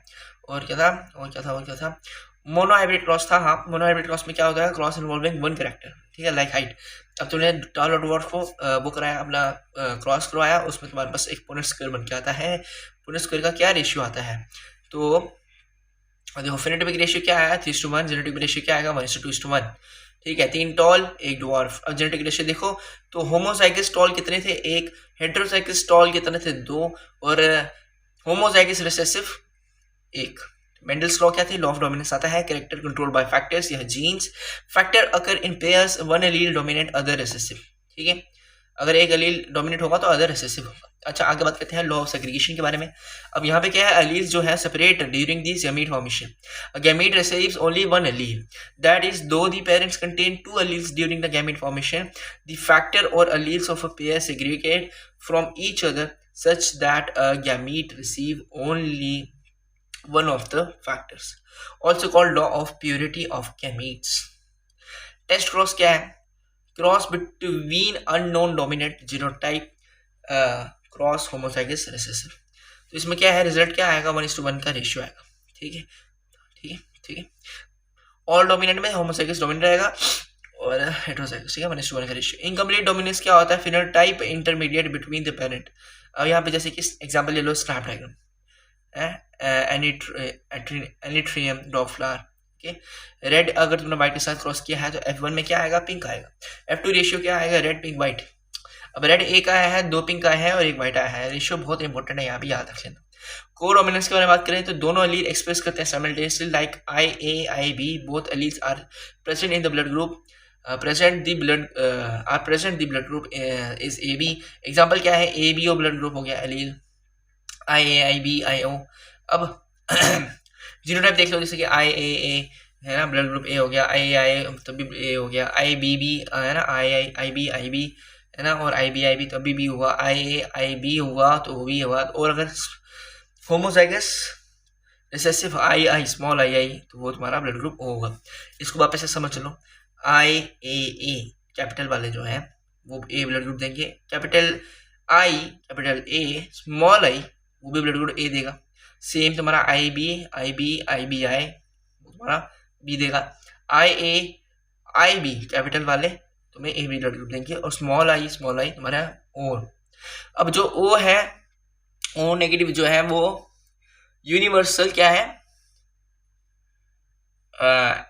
एक्सेप्टर है ना, यूनिवर्सल ब्लड एक्सेप्टर। और O नेगेटिव तुम्हारा यूनिवर्सल जो है क्या है, रिसीवर है, ठीक है। और जो तुम्हारा AB है वो तुम्हारा क्या है, यूनिवर्सल डोनर है, ठीक है। देखो जितने भी मतलब लोग होते हैं ना O नेगेटिव वाले, तो वो यूनिवर्सल डोनर होते हैं, सॉरी हाँ। तो जितने भी O नेगेटिव वाले तो यूनिवर्सल डोनर होते हैं, और जितने भी AB वाले होते हैं, AB पॉजिटिव यार, वो होते हैं यूनिवर्सल रेसिपिएंट्स। तो यहाँ पे थोड़ा सा गलत हो गया, तो यार मैं बिना नोट्स के करवा रहा हूँ, उसके कारण दिक्कत हो जाती है, क्योंकि मैं कोई नोट्स खोल के नहीं बैठा हूँ, मैं तो रिकॉल ही कर रहा हूँ। अब याद आ गया है तो बता देता हूँ, O नेगेटिव जो है यूनिवर्सल डोनर है, और AB पॉजिटिव जो है वो यूनिवर्सल एक्सेप्टर है। Multiple alleles, more than 2 alleles of gene in population, example क्या है, AB ब्लड ग्रुप है ना, ये पूछ सकता है। अच्छा, डायहाइब्रिड क्रॉस के बारे में बात करें तो क्रॉस इन्वॉल्विंग 2 ट्रेट्स, एग्जांपल यार राउंड येलो हो गया और रिंकल्ड ग्रीन हो गया है ना, ये पेरेंट्स हो गए तुम्हारे। F1 रेशियो क्या आएगा तुम्हारा, फिनोटाइपिक रेशियो क्या आएगा, F2 जो तुम्हारी जनरेशन है फिनोटाइपिक रेशियो 9:3:3:1 होगा, ठीक है। लॉ ऑफ इंडिपेंडेंट असॉर्टमेंट के बारे में बात कर लेते हैं। Gene for different traits assort independently applies only when genes are on a different chromosomes. Chromosomal theory of inheritance देख लो, तो क्रोमोसोमल थ्योरी ऑफ इनहेरिटेंस जो है ना वो प्रपोज की गई थी independently by Walter Sutton and Theodor Boveri in 1902, ठीक है, 1902 में। और दे एक्सप्लेन जो जीन्स है यानी कि Mendel factors are located on chromosomes and these like the behaviour of the behavior of the chromosomes during the meiosis explains the Mendel's law of inheritance. Mendel साहब मर चुके थे, रिकग्निशन इतना मिला नहीं था, बाद में जाके मिला था। Gene are present on chromosomes occur in pair similar to alleles during gamete formation. Homologous chromosomes जो है वो सेग्रीगेट करते हैं, so each gamete receive 1 allele of a gene. During fertilisation chromosome from both parents unite restoring the diploid condition. मैं वापस से कह रहा हूँ कि स्पीड 1.5x तक रखना, उससे ऊपर मत जाना। हो सके तो तुम 0.75x पे देख लेना, पर मैं स्पीड बहुत इतनी ही रखूंगा, ठीक है। लेक्चर 1-2 घंटे से ज़्यादा के ऊपर जाने ही नहीं दे सकता। सिग्निफिकेंस क्या है, प्रोवाइडेड द साइटोलॉजिकल फिजिकल यानी कि बेसिस ऑफ मेंडल्स लॉ। अब जिसने बहुत अच्छी तरह एनसीईआरटी पढ़ी है ना उसको सारे पॉइंट्स कनेक्ट हो रहे होंगे यहाँ पे, ठीक है। जिसने एनसीईआरटी नहीं पढ़ी है उसको क्या ही समझ आ रहा होगा। एनसीईआरटी पढ़ी होनी चाहिए, पहली अगर 5-6 बार पढ़ी हो तो सारे पॉइंट चीज़ें दिमाग के आगे से ऐसे निकलती जा रही हैं कि हाँ ये इसके साथ है, ये ऐसे, ठीक है। आगे बढ़ते हैं। मॉर्गन एक्सपेरिमेंट याद करो, यहाँ पे साइंटिस्ट कौन थे तुम्हारे, थॉमस हंट मॉर्गन थे। किस पे किया था इन्होंने, ड्रोसोफिला मेलंगनास्टर पे किया था, याद करो। एडवांटेजेस क्या थे, शॉर्ट लाइफ है, लार्ज प्रोजेनी है, इजीली डिस्टिंग्विशेबल सेक्सेस है। लिंकेज की बात कर रहे हैं, the genes located on the same chromosomes tend to be inherited together. Example क्या है, Morgan's experiment in drosophila. Recombination क्या होता है, exchange of genetic material between homologous chromosomes during crossing over. Polygenic inheritance के बाद बताया, trait control by many genes. Example क्या है, human skin colour. Features continuous variation, environmental influence. Pleiotropy क्या है? One gene affects the multiple traits like example in phenylketonuria. Okay, अब यहाँ पे एनसीईआरटी बेस्ड लाइनिंग में भी याद है कि फिनाइलकेटोनेरिया एक ऑटोसोमल रिसेसिव मेटाबॉलिक डिसऑर्डर है। किससे होता है? Mutation in a gene responsible for the enzyme phenylalanine hydroxylase. Yes. Okay, cause क्या है इसका? वो देखो, ये जो अफेक्टेड पर्सन होता है ना, वो लैक करता है एक एंजाइम फिनाइलिन हाइड्रोक्साइलेज। तो नॉर्मली जो ये एंजाइम है वो कन्वर्ट करता है फिनाइलिन को टायरोसिन में, पर इसका एब्सेंस होने की वजह से जो फिनाइलिन है एक्यूमुलेट हो जाता है बॉडी में और इफेक्ट करता है। ठीक है, एक्सेस ऑफ फिनाइलिन जो तो है कन्वर्ट हो जाता है इनटू फिनाइल पायरुविक एसिड, है ना, and the other derivatives these accumulate in the brain और फिर कॉज करते हैं mental retardation. These substances are also excreted in urine. Inheritance क्या है? ऑटोसोमल रिसेसिव होता है और यहाँ पे disease appear only in homozygous recessive individuals. Okay, I get it. Sex determination क्या है? एक्सोटाइप। यहाँ पे देख लो एग्जांपल क्या है इसका, ग्रासहोपर। एक्सोटाइप किसमें होता है? ग्रासहोपर में। पूछा जाता है क्वेश्चन में। एक्स वाई टाइप फीमेल है ना, फीमेल ह्यूमंस में होता है। ओके, आगे बढ़ते हैं। मेल में कितना होता है? एक्स वाई होता है। फीमेल चाइल्ड अगर लड़का पैदा हो रहा है, लड़की पैदा हो रहा है, किस पर डिपेंड करता है? मेल के ऊपर डिपेंड करता है। ZW सिस्टम किसमें होता है? बर्ड्स में होता है। ठीक है, मेल ZZ होता है और फीमेल ZW होता है। Female determines sex. अब तुम याद करो 20 में शायद से हैप्लॉइड होता था, मैंने ये सेल वाले में चैप्टर में बताया था तुम्हें, है ना। एग्जाम्पल हनी बी ले लो, मेल ड्रोन हैप्लॉइड होता है, देखा मैंने बताया था। तो ये याद था, है ना। और कौन था आगे आगे आगे कौन सा टॉपिक आता है? आगे आता है म्यूटेशन, है ना, म्यूटेशन आता है। इसमें क्या होता है? सडन हेरिटेबल चेंज होता है इन डीएनए सीक्वेंस। टाइप्स कैसे हो सकती हैं इसमें? जीन म्यूटेशन होती है, पॉइंट म्यूटेशन होती है। जीन म्यूटेशन के अंदर मतलब पॉइंट म्यूटेशन है, फ्रेम शिफ्ट म्यूटेशन है। क्रोमोसोमल म्यूटेशन की बात करें तो इसमें म्यूटेशंस होते हैं। यहाँ पे क्या होता है? यूवी रेडिएशन और केमिकल्स होते हैं, है ना। और एग्जाम्पल तुम्हारा इसमें सिकल सेल में होता है, नॉर्मल वो वाला सब है। ओके, फिर आता है पेडिग्री एनालिसिस। अब वो देखो मेरे पास नोट्स तो नहीं है, तो पेडिग्री एनालिसिस को खुद से खोलो एनसीईआरटी में, पूरा उसको रीड करो। ठीक है, बस मैं ये बता सकता हूँ जैसे कि एक गोला होता है वो फीमेल होता है, बॉक्स जो होता है मेल होता है ना, और आगे वो सारे भी दिए हुए हैं, तुम्हें बस याद रखना है। ठीक है, जैसे कि मेल बॉक्स होता है, फीमेल सर्कल होता है ना। फिर वो बॉक्स को अगर टिल्ट करते हो तो सेक्स उसमें अनस्पेसिफाइड होता है। अफेक्टेड वाले रेड कलर से है। मीटिंग वाली में एक लाइन होती है, दो वाली में कॉन्सेंजीनियस मीटिंग होती है जो कि इरिटेटिव्स के बीच में होती है। ओके, और दो मीटिंग हुई है, एक बचा हुआ है, वो रेड कलर का मतलब कि अफेक्टेड है। फिर 5 है और वो स्क्वायर है तो मतलब कि 5 अनअफेक्टेड ऑफस्प्रिंग है। अच्छा, मेंडेलियन डिसऑर्डर्स क्या है भाई? Caused by the mutation in single gene के अंदर। ठीक है, मेंडेलियन में अब कौन कौन सी है? Colour blindness, haemophilia, sickle cell anaemia, phenylketonuria और thalassaemia, phenylketonuria, sickle cell anaemia, haemophilia, colour blindness X linked recessive है, हेमोफीलिया एक्स लिंक्ड रिसेसिव है, सिकल सेल ऑटोसोमल रिसेसिव है, फिनाइलकेटोनुरिया ऑटोसोमल रिसेसिव है, और थैलेसीमिया जो है वो शायद से ऑटोसोमल रिसेसिव है। ओके, क्रोमोसोमल डिसऑर्डर्स के बारे में कहते हैं due to the change in chromosome number और स्ट्रक्चर। यहाँ पे क्या होता है? अगर तुम पेज खोलोगे वाला तो वहाँ पे तुम्हें बेबी दिखेगा। बेबी का क्या है? बेबी कह रहा हूँ, बेबी जो है उसका ब्रॉड फ्लैट फेस होता है ना, और कंजेनिटल हार्ट डिसीज होता है उसको। तो आगे बात करते हैं डाउन सिंड्रोम किससे होता है, कॉज किससे होता है, वो उसकी बात करते हैं, जो वो ट्राइसोमी यानी कि 21 से। ओके, फीचर्स क्या है इसमें? शॉर्ट स्टैचर होते हैं, ब्रॉड पाम होता है, मेंटल रिटार्डेशन होता है। क्लाइनफील्ड सिंड्रोम में कैरियोटाइप क्या है? XXY। और फीचर्स क्या है इसमें? जो मेल है वो फेमिनिन ट्रेट्स के साथ होता है और स्टराइल होता है। ठीक है, मतलब फेमिनिन ट्रेट्स के साथ मैन बूब्स होते हैं उसको। फिर बात करते हैं टर्नर सिंड्रोम के बारे में। टर्नर सिंड्रोम में कैरियोटाइप क्या है? XO होता है। फीचर क्या है इसका? फीमेल और स्टराइल और अंडर डेवलप्ड ओवेरीज इसमें। तो यहाँ पे सारे तुम्हारे पॉइंट सब कुछ बिल्कुल एनसीईआरटी बेस जो है यहाँ पे कवर हो चुके हैं, और तुम्हें फिर डायग्राम पे एक बार नजर मार लेनी है सारी। और आई गेस 11 मिनट के अंदर पूरा चैप्टर खत्म हो गया। अब तो भाई लास्ट यूनिट है, इसके अंदर टाइम लगेगा ही नहीं, पूरा लेक्चर ही खत्म हो जाएगा। अब तुम्हारी पूरी रिवीजन हो जाएगी। मैं शायद से अभी 11:33 हो रहे हैं ना, अभी भी रिकॉर्ड कर रहा हूँ, मतलब कि 12 बजे तक ये पहुंच जाएगा लेक्चर अगर रिकॉर्ड होते थे। तो स्टार्ट करते हैं ह्यूमन रिप्रोडक्शन से, है ना। सबसे पहले बड़ी जल्दी कर देंगे, थोड़ा ये 3 चैप्टर्स हैं। तो रिप्रोडक्टिव स्ट्रक्चर्स में बात करते हैं मेल के बारे में। सबसे पहले यहाँ पे देखो टेस्टिस के बारे में बात करते हैं। टेस्टिस 4 से 5 सेंटीमीटर लॉन्ग होते हैं, 2 से 3 सेंटीमीटर वाइड होते हैं, लोकेटेड होते हैं स्क्रॉटम के अंदर। 2 से 2.5 डिग्री का इनका टेम्परेचर मतलब कूलर होता है दैन द बॉडी फॉर किसके लिए? स्पर्मेटोजेनेसिस के लिए। Divided into 250 commanders 1 to 3 highly quite seminiferous tubules होते हैं। सेमिनिफरस ट्यूब्यूल्स कंटेन करते हैं स्पर्मेटोगोनिया एंड सर्टोरी सेल्स जो नरिशमेंट में काम आते हैं। अब स्पेस जो आउटसाइड होती है तुम्हारी क्या बोलते हैं? Tubules called interstitial space containing the Leydig cells किसके लिए होते हैं? Secrete nitrogens. फिर आते हैं डक्ट्स। डक्ट्स के बारे में बात करो। डेटा टेस्टिस वास एफरेंशिया एपिडेडिमस वास डिफरेंस। फिर उसका आगे आगे वो चलता है ना, यूरेथ्रल मेटास्पर्म लास्ट में खुलता है। आगे बात करो। हाँ, ये चीज़ है ना जो मैं बता रहा हूँ, इसको याद रख लेना, ठीक है, कि सीमेन किससे बनता है। तो sperm secretion from small vesicles, prostate and bulbo urethral gland से, ठीक है, ये इंपॉर्टेंट है, बहुत याद है, रखना है। तो सिक्रीशन ऑफ ग्लैंड के बारे में बात करेंगे, constitute the seminal plasma rich in fructose, calcium and enzymes, ये भी याद रखना है। इजैकुलेटरी डक्ट के बारे में बात करें, where vas deferens joins duct of seminal vesicle, ठीक है। फीमेल का देख लो तो ये फीमेल लिखो ओवेरीज जो 2 से 4 सेंटीमीटर लॉन्ग होती है, कंटेन करती है follicles with oocytes। Fallopian tube की बात करें 10 से 12 सेंटीमीटर की लेंथ होती है। पार्ट्स जो है infundibulum, ampulla, wider end fertilizer side. Isthmus की बात करें तो uterine part, okay, the edges of infundibulum contains finger like projections called fimbriae, helps in ovum collection। आगे बात करेंगे यूट्रस के बारे में, uterus open into vagina, cervix plus vagina, birth canal. External genitalia में mons pubis, labia majora minora आ जाता है, क्लैटोस आ जाता है। इक्विवेलेंट टू मेल पेनिस, यहाँ पे हाइमेन भी होता है, okay. Hymen is not the like, hymen तुम्हारा वो नहीं होता है, एक साइन नहीं होता है कि वर्जिनिटी है या नहीं है। हाइमेन तुम्हारा स्पोर्ट्स के साथ, एक्सरसाइज के साथ तो कभी भी टोर हो सकता है ना। मेमोरी ग्लैंड लोकेशनल स्ट्रक्चर देख लो तो पेयर में ग्लैंडुलर स्ट्रक्चर है, ब्रीस्ट होते हैं इन फीमेल्स, कंटेन करते हैं glandular tissue and fat, and glandular tissue में डिवाइडेड होते हैं 15 से 20 मेमोरी लोब्स। ये याद रखने वाले क्वेश्चन हैं, यहाँ पे पॉइंट्स मैं बता रहा हूँ, इसको ध्यान से सुन लेना।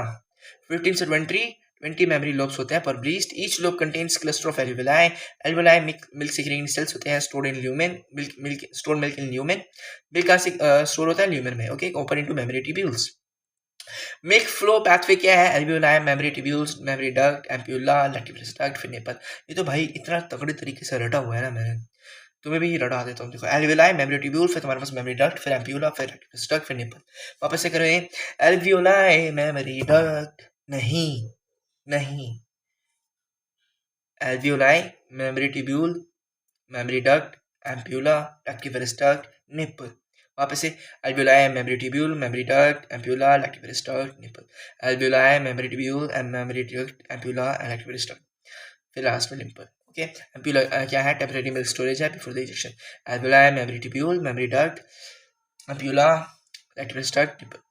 The gamete formation in males, the spermatozoa begins at the puberty under influence of GnRH, involve करता है स्पर्मेटोगोनिया से बनता है प्राइमरी स्पर्मेटोसाइट, फिर सेकेंडरी स्पर्मेटोसाइट, फिर स्पर्मेटिड्स, फिर स्पर्मेटोजोआ, फिर स्पर्मियोजेनेसिस होता है। स्पर्मियोजेनेसिस में स्पर्मेटिड्स जो है मैच्योर हो जाते हैं इनटू स्पर्म। स्पर्मेशन में क्या होता है कि sperm release from Sertoli cells, है ना। हार्मोनल कंट्रोल, यहाँ पे LH जो है ल्यूटेनस हार्मोन है, वो कंट्रोल करता है लीडिंग सेल्स को, एंड्रोजन्स को। FSH जो है वो सर्टोली सेल्स को करता है, सपोर्ट करता है स्पर्म डेवलपमेंट। इजैकुलेट होता है 2 से 300 मिलियन स्पर्म, ठीक है, पर इजैकुलेशन पे, ठीक है। 60% जो है नॉर्मल शेप होता है, 40% वाइल्ड होता है, 40% में भी 60% जो होता है वो विग्रेस मोटिलिटी शो करते हैं 40% में। बात करते हैं फीमेल्स के बारे में। अब फीमेल्स में क्या है, बिगिंस बिफोर द बर्थ, जो हमारी ओजेनेसिस है, पर कास्ट रुक जाती है डिप्लोटीन स्टेज के, किसके, प्रोफेज 1 के। प्राइमरी oocytes इन प्राइमोर्डियल्स फॉलिकल्स। फॉलिकल स्टेजेस क्या क्या है, primary, secondary, tertiary and Graafian. Primary में सिंगल ग्रैनुलर सा लेयर होता है, सेकेंडरी में मैनी ग्रैनुलर सा लेयर होती है और उसमें थीकर लेयर होती है एक। टर्शरी में हमारा फ्लूइड फिल्ड एंट्रम होता है और ग्राफियन में कोरोना रेडिएटा बन चुका होता है, जोना पेलिसुडा बन चुका होता है, सेकेंडरी oocyte बन चुका होता है जो कि हैप्लॉइड होता है। अब प्यूबर्टी के बारे में बात आती है तो तुम्हें पता है कि 60,000 से 80,000 प्राइमरी oocyte बच जाते हैं, फिर शेड होते रहते हैं ना, तो 60 to 80,000 प्राइमरी oocytes हमारे रिमेन यानी कि बच जाते हैं। Both secondary oocytes and spermatids are haploid, एंप्लॉइड है। मेंस्ट्रुअल साइकिल 28 से 29 डेज का होता है। मेंस्ट्रुअल फेज में डे 1 जो होता है 1 से 5 तक चलता है, इसमें प्रोजेस्टेरोन का ड्रॉप देखने को मिलता है, एंड FSH का ब्रेकडाउन होता है यहाँ पे, एंडोमेट्रियम का bloody fluid discharge. Follicles face में क्या होता है, एस्ट्रोजन जो है वो राइज होता है, एंडोमेट्रियल के यहाँ पे ग्रोथ होती है। Primary follicles grow and becomes mature Graafian follicles. Level of gonadotrophins यहाँ पे LH एंड FSH के इंक्रीज होते हैं, और जो अटेन करते हैं ना पीक डे होता है इनका 14th डे यानी कि ओव्यूलेशन डे, डे 14। LH जो है सर्च करता है, triggers the ovum to release. अब यहाँ पे ल्यूटियल फेज आता है। ल्यूटियल फेज में क्या होगा, कॉर्पस ल्यूटियम जो है वो फॉर्म होगा, प्रोजेस्टेरोन राइज करेगा जो मेंटेन करता है एंडोमेट्रियम को। अगर कोई फर्टिलाइजेशन ना हो तो कॉर्पस ल्यूटियम द्वारा डिजनरेट कर जाएगा, और फिर वहां से क्या होगी, endometrium is not maintain and menstruation occurs. आगे आता है फर्टिलाइजेशन एंड इम्प्लांटेशन। फर्टिलाइजेशन होती है एम्ब्रियोनरी एस्टिमेटिक जंक्शन में ऑफ फैलोपियन ट्यूब। स्पर्म जो है वो पेनिट्रेट करता है कोरोना रेडिएटा को, जोना पेलिस्टिडा को और ओवम को। फिर आता है zygote divides. Zygote divides morula 8 to 16 cells, blastocyst, ठीक है। तो ज़ाइगोट डिवाइड करेगा तो मोर्यूला होता है 8 से 16 सेल्स का, फिर उससे वो कन्वर्ट होता है ब्लास्टोसिस्ट में। आउटर लेयर जो होती है वो ट्रोफोब्लास्ट होती है। ट्रोफोब्लास्ट तुम्हारा बाद में प्लेसेंटा बनता है और इनर सेल मास तुम्हारा एम्ब्रियो बनता है।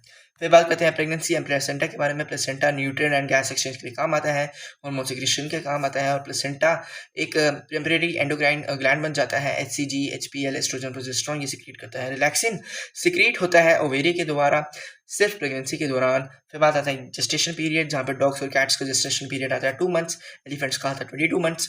फीटल डेवलपमेंट देखो तो फर्स्ट मंथ में हार्ट डेवलप होगा, सेकंड मंथ में लिम्स और डिजिट फॉर्म होंगे, थर्ड मंथ में ऑर्गन डेवलपमेंट होगा, फिफ्थ मंथ में हेड एंड मूवमेंट्स होंगी, और सिक्स्थ मंथ में eyelids, body and hair appear होगा, और heart sound is the first sign of the growing foetus.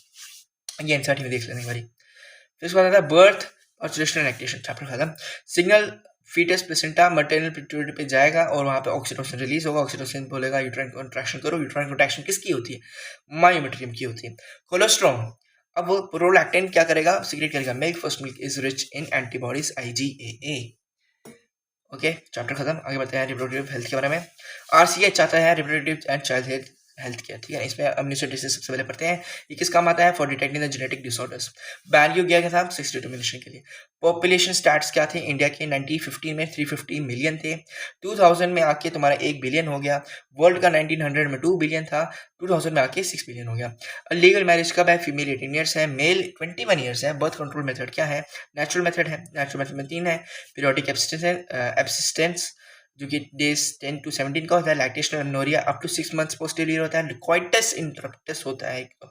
अब इसके साइड इफेक्ट्स तो कुछ नहीं होते, बस लेस रिलायबल है। बेरियर मेथड के बारे में बात करें तो कॉन्डम्स, डायफ्राग्राम्स, सर्विकल क्रैप्स, प्रोमिसिडल क्रीम यहाँ पे यूज की जाती है। आईयूडीज, इंट्रा यूट्राइन डिवाइस, यहाँ पे लिपिस लूप नॉन मेडिकेटेड होती है। कॉपर टी, मल्टीलोड, LNG-20, ठीक है। एक्शन क्या है? इंक्रीज करेंगे हमारे फैगोसाइटोसिस, इनहिबिट करेंगे हमारे स्पर्म मोटिलिटी को। और जो नोट है इसमें, यहाँ पे एक इंपॉर्टेंट पॉइंट है कि आईयूडी तुम्हारे बैरियर मेथड नहीं है, उनके सामान मत रखना। ओरल कंट्रासेप्टिव्स के बारे में बात करें, टेकन फॉर 21 डेज, 21 दिनों के लिए ये लिया जाता है। स्किप ड्यूरिंग द मेंस्ट्रुएशन, यानी कि 7 दिनों का यहाँ पे ब्रेक डाला होता है। सहेली एक नॉन स्टीरोइडल है। वीकली ये पिल है। डिस्कवर्ड बाय यानी कि developed by CDRI Lucknow, central drug research unit institute. Okay, surgical नहीं, सेंट्रल ड्रग रिसर्च। हाँ, सर्जिकल मेथड देखते हैं। स्टरलाइजेशन, यहाँ पर ट्यूबेक्टोमी होती है जो फीमेल में होती है, वैसेक्टोमी तुम्हारी मेल में होती है। देखो वास्ट डिफरेंस किस में होता है? मेल में होता है तो वैसेक्टोमी होगा। फैलोपियन ट्यूब किस में होती है? फीमेल में होती है, तो ट्यूबेक्टोमी होगी। अब पुअर रिवर्सिबिलिटी होती है, इसका कोई रिवर्सिबल हो नहीं पाएगा। MT की बारे में बात करें तो medical termination of pregnancy is legal till the 12 weeks since 1971 में, ठीक है। सेक्सुअली ट्रांसमिटेड डिसीजेज में STDs आते हैं, क्यूरेबल होते हैं, जो वो होता है ट्राइकोमोनियासिस, क्लैमाइडिया, साइफिल्स और गोनोरिया। अब नॉन क्यूरेबल कौन कौन से हैं? तो वो है HIV, hepatitis B, genital herpes. Assisted में आते हैं रिप्रोडक्टिव टेक्नोलॉजीज, यानी कि ARTs, IVF, in vitro fertilisation, test tube baby. GIFT क्या होता है? Zygote transfer up to 8 blastomeres. IUD में क्या आता है? एम्ब्रियो ट्रांसफर, यानी कि मोर देन 8 ब्लास्टोमर्स, ठीक है। IUT में मोर देन 8 ब्लास्टोमर्स रहेगा, और IVF के अंदर, सॉरी जिफ्ट के अंदर अप टू आएगा 8 ब्लास्टोमर्स में, ठीक है। ICSI में क्या है? डायरेक्ट स्पर्म इंजेक्शन होगा स्पर्म के अंदर। AI क्या है? आर्टिफिशियल इंसेमिनेशन, इंटेलिजेंस नहीं। इन वजाइना AIV होगा, और यूट्रस में IUI होगा। GIFT gamete transfer in fallopian tube used if female can't produce ovum. Chapter खत्म। Sexual reproduction in flowering plants. अब स्टेमन माइक्रोसोमल का बारे में बात करें तो एंथर जो है 2 लोब्स होते हैं, यानी कि बायोलोब है, डायथिकस होता है। इसका प्रॉक्सिमल एंड लेकिन जो फिलामेंट है is attached to the thalamus और petal. Each lobe has 2 microsporangia, total 4 होते हैं। 4 वॉल लेयर्स होती हैं, epidermis, endothecium, middle layer and tapetum. Nourishes the pollen. Microsporogenesis में क्या होता है? Formation of microspores from pollen of the cell for sporogenous tissue. Pollen grain structure में क्या होगा? 20 जो पोलर ग्रेन स्ट्रक्चर होता है वो 25 से 50 माइक्रोमीटर का होता है। एग्जाइन जो है वो स्पोरोपोलिनियन का बना होता है और हाईली रेजिस्टेंट है। फॉस्फेट प्रिजर्वेशन में काम आया था। इंटाइन की बारे में बात करें तो पैक्टिन और सेलुलोज की बनी होती है। इनसाइड मैच्योर पोलन, तो यहाँ पे 2 हैप्लॉइड सेल्स होती हैं, एक होती है जनरेटिव, याद करिए जो फॉर्म करती है स्पर्म को, और वेजिटेटिव सेल जो प्रोवाइड करती है नरिशमेंट को। अब 60% एंजियोस्पर्म्स यहाँ पे ध्यान देना, 60% एंजियोस्पर्म्स जो है वो शेड कर जाते हैं 2 सेल स्टेज पे, वेजिटेटिव प्लस जनरेटिव, और 40% जो है वो शेड कर जाते हैं 3 सेल स्टेज पे, यानी कि 1 vegetative plus 2 male gametes. Okay, polar viability में बात करें, stored at the -196 degree Celsius in liquid nitrogen. Longevity देखें तो मंथ्स में रोजानेसी, लिग्नेसी और सोलेनेसी आते हैं। 30 मिनट में तुम्हारे पास राइस, व्हीट और शॉर्ट लिव्ड आते हैं। ऑफ कोर्स मैंने एनसीईआरटी खोली है अभी। इंपोर्टेड पोलन क्या है? Parthenium, carrot and grass. NCERT थोड़ा सा देखना पड़ रहा है। चलो आगे बढ़ते हैं। इस पे क्या आगे, फीमेल रिप्रोडक्टिव ऑर्गन। मैं मतलब एनसीईआरटी में पूरा रीड नहीं कर रहा, ऊपर से जो मेरे को दिख रहा है मेरे नोट्स हैं जो उसमें पढ़ रहा हूँ। तो फीमेल रिप्रोडक्टिव ऑर्गन देखें तो ओवेरियन कैविटी जो होता है उसको क्या बोलते हैं? लोक्यूल बोलते हैं। प्लेसेंटा जो है इज लोकेटेड इन लोक्यूल। अब जो चीज़ मेरे को लगती है इंपॉर्टेंट है मैं डालते जा रहा हूँ। अब मुझे पूरी एनसीईआरटी रीड करने की जरूरत नहीं है, मैंने एनसीईआरटी खोली हुई है तभी थी जल्दी करवा पा रहा हूँ। ओवेरियन कैविटी देखो तो locule, placenta is located in locule. ठीक है, प्लेसेंटा कौन लोक्यूल में होता है, ओवेरियन कैविटी को लोक्यूल बोलते हैं। ओव्यूल की बात करें, ओव्यूल मेगास्पोरेंजियम, 1 ओव्यूल पर ओवेरी। अब उसमें कौन कौन आएगा? बीट और पैडी और मैंगो आ जाएगा। मल्टीपल ओव्यूल में पपाया और वाटरमेलन आ जाएगा ना, है ना, बहुत सारी सीड्स होते हैं यार। ओव्यूल अटैचमेंट विद प्लेसेंटा को क्या बोलेंगे? फिनिसल बोलेंगे। हाइलम क्या होता है? Fusion of funicle to ovule body. अब ओव्यूल का अटैचमेंट है तुम्हारा किसके साथ? प्लेसेंटा के साथ, वो फिनिसल कराएगा। हाइलम क्या होगा? Fusion of funicle with ovule body. Integument protective layers of ovule and encircle the nucellus except at the tip where a small opening called micropyle होता है। बढ़ते हैं आगे।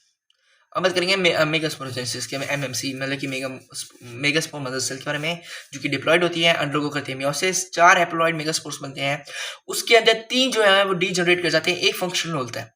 अब यहाँ पे एम्ब्रियो सैक जो है वो फीमेल गैमेटोफाइट है। अब फॉर्मेशन यहाँ पे होगा free nuclear division, no cytokinesis यहाँ पे होगी, कोई साइटोकाइनेसिस नहीं है। फिर 8 न्यूक्लिएटेड होगा और 7 सेल स्टेज हो गया। 3 एंटीबॉडल्स होंगे, 2 सिनर्जिस्ट होंगे, 1 सेल होगा, 1 एक्सेल होगा, 2 पोलर न्यूक्लियाई होंगे और सेकेंडरी न्यूक्लियस बोलेंगे। अब यहाँ पे बात करो पॉलिनेशन के बारे में। ऑटोगैमी होती है सेल्फ पॉलिनेशन, जो कि बहुत रेयर है, जिसमें चाइसोम गैमेफ्लावर आता है जो कि ओपन होता है, मतलब उसका एक्सपोज होता है सब कुछ एंथ्रोस्टिग्मा। अब इसमें एग्जांपल क्या होगा? बायोलॉग, कॉमिनेरिया एंड आइसोलिस। फिर क्लिस्टोगैमस आता है, क्लिस्टोगैमस फ्लावर में क्लोज होता है, ऑलवेज सेल्फ पॉलिनेट होगा। एश्योर्ड सीड सेट है इसमें। अब क्वेश्चन पूछ रहे थे एश्योर्ड सीड सेट किसमें है, तो क्लिस्टोगैमस फ्लावर में आएगा। किसमें है? वो ऑटोगैमस में है, ऑटोगैमी में। गिनोगैमी की बात करें तो सेम प्लांट है, डिफरेंट फ्लावर्स हैं, फंक्शनली क्रॉस पॉलिनेशन है। जीनोगैमी की बात करो डिफरेंट फ्लावर है, जेनेटिक रिकॉम्बिनेशन यहाँ पे देखने को मिलेगी। एजेंट ऑफ पॉलिनेशन देख रहे हो तो wind, corn tassels with wave pollen, common in grasses. Water का देखो तो वैलिसनेरिया, लॉन्ग स्टॉक जो है, स्टॉक जो होते हैं वो फ्लोट करेंगे। जोस्टेरा मैराइन होते हैं, सी ग्रासेस रिबन लाइक पॉलन होते हैं। वाटर एक यूनिक और रेयर होता है और लिमिटेड कितने को होता है? 30 जनरा को सिर्फ लिमिटेड है। किनको बना? मोस्टली मोनोकॉट्स, मोस्टली बोला है। बायोटिकल देखो, ऑलवेज अगर पूछ लिया कि ऑलवेज मोनोकॉट्स ना, मोस्टली। बायोटिकल देखो तो insects, animals, birds etcetera. Birds जो है सनबर्ड, हमिंग बर्ड हो गया, लिजर्ड्स में गेको और गार्डन लिजर्ड होगी, है ना। और फ्लाइज एंड बीटल्स में तुम्हारा अट्रैक्टिव टू फूल स्मेल होता है। एक यूका मौथ वाला भी होता है जो है ना, उसके अंदर एग ले कर जाता है वो फूल, ऐसे सब कुछ, फिर वो पॉलिनेशन हेल्प करता है। अब आउटब्रीडिंग डिवाइसेस देख लेते हैं। Contribute for self pollination, will cause the inbreeding differentiation. तो आउटब्रीडिंग का डिफरेंशिएशन क्या है? प्रोटोटैंड्री। तो इसमें क्या होता है? पोलन जो है वो रिलीज होगा सबसे पहले, टाइमिंग मिसमैच होगी। प्रोटोगाइनी क्या होगा? स्टिग्मा रिसेप्टिव होगा पहले, ठीक है। डाइशियस प्लांट में क्या होगा? पपाया, जैसे यूनिसेक्सुअल हो गया, प्रिवेंट करेगा सेल्फिंग, पर it prevents both auto and geitonogamy. अब बात करें डाइशियस हो गया ना, मोनिशियस की बात करें। मोनिशियस में आएगा मेज and castor.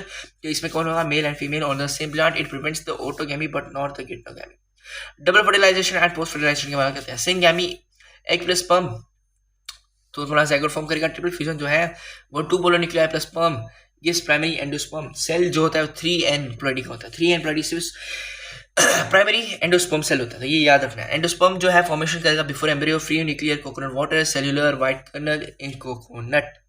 अल्बिनस seeds retain endosperm, wheat, maize, है ना। नॉन बेमिनस में non endosperm, pea, beans. Seed and fruit की बात करें, सीड एंड फ्रूट फॉर्मेशन देखो तो पेरिस्पर्म जो होता है पेरिसिस्टेंट न्यूक्लियोलस होता है, black pepper and beet, integuments of very harden and becomes the seed coat. अब मैच्योर सीड जो है वो कंटेन कर देता है 10 से 15% मॉइस्चर बाय मास, और फिर वो बन जाता है तुम्हारा क्या, and that seed goes into state of dormancy. आगे क्या था, आगे क्या था, प्लीज पलटाऊँ। Embryo stages, pro embryo globular heart shape होता है ना, तो याद रखना है। अच्छा एक पॉइंट मैं बता देता हूँ, माइक्रोबाइल जो है ना एंट्री होता है पानी और ऑक्सीजन का। पार्थिनोकॉपी क्या होता है वो भी बता देता हूँ, फ्रूट विदाउट फर्टिलाइजेशन, बनाना हो गया जैसे। ओपोमिक्सिस में पार्थिनोकॉपी कार्पी होता है फ्रूट विदाउट फर्टिलाइजेशन, बनाना। एपोमिक्सिस हो गया एसेक्सुअल रिप्रोडक्शन, यानी mimicking the sexual reproduction. True या false, fruit normally ovary becomes fruit and other floral structures fall off, but in apple, strawberry, cashew, thalamus also contributes in the formation called as false fruit। तो तुम्हारा ये false fruit है, apple strawberry cashew है ना। Seed without fertilisation, asteraceae grasses हो गया। Hybrid seeds industry importance क्या है, 1000 years डोरमेंसी किसका, एल्यूपाइन और ल्यूपिनेस आर्टिकस होता है। 2000 years old viable seed of date palm phoenix dactylus from king herodes place dead sea। पॉलीम्ब्रियोनी क्या होती है, तो multiple embryos in seed, citrus mango है ना, न्यूसिसेलर एम्ब्रियोनी।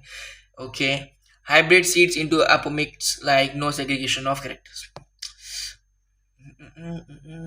मुझे लगता है और कुछ बचा ही नहीं है। तो यही था पूरा आपका पूरा क्लास 12th का बायोलॉजी हो गया है। अब शायद मैं सुबह ट्राई करूँगा पूरी क्लास 11th की बायोलॉजी कराने के लिए। तो बस अब मैं ये अपलोड करता हूँ, शायद अब थोड़ा लेट हो जाएगा, 12, 10, 15 तक अपलोड होते थे।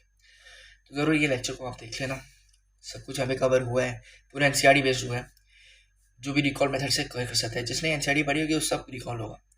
तो आप ज़रूर इस लेक्चर को ज़रूर देखना, और लगभग 1 घंटा 50-40 मिनट के अंदर हमने ये ख़त्म कर दिया है।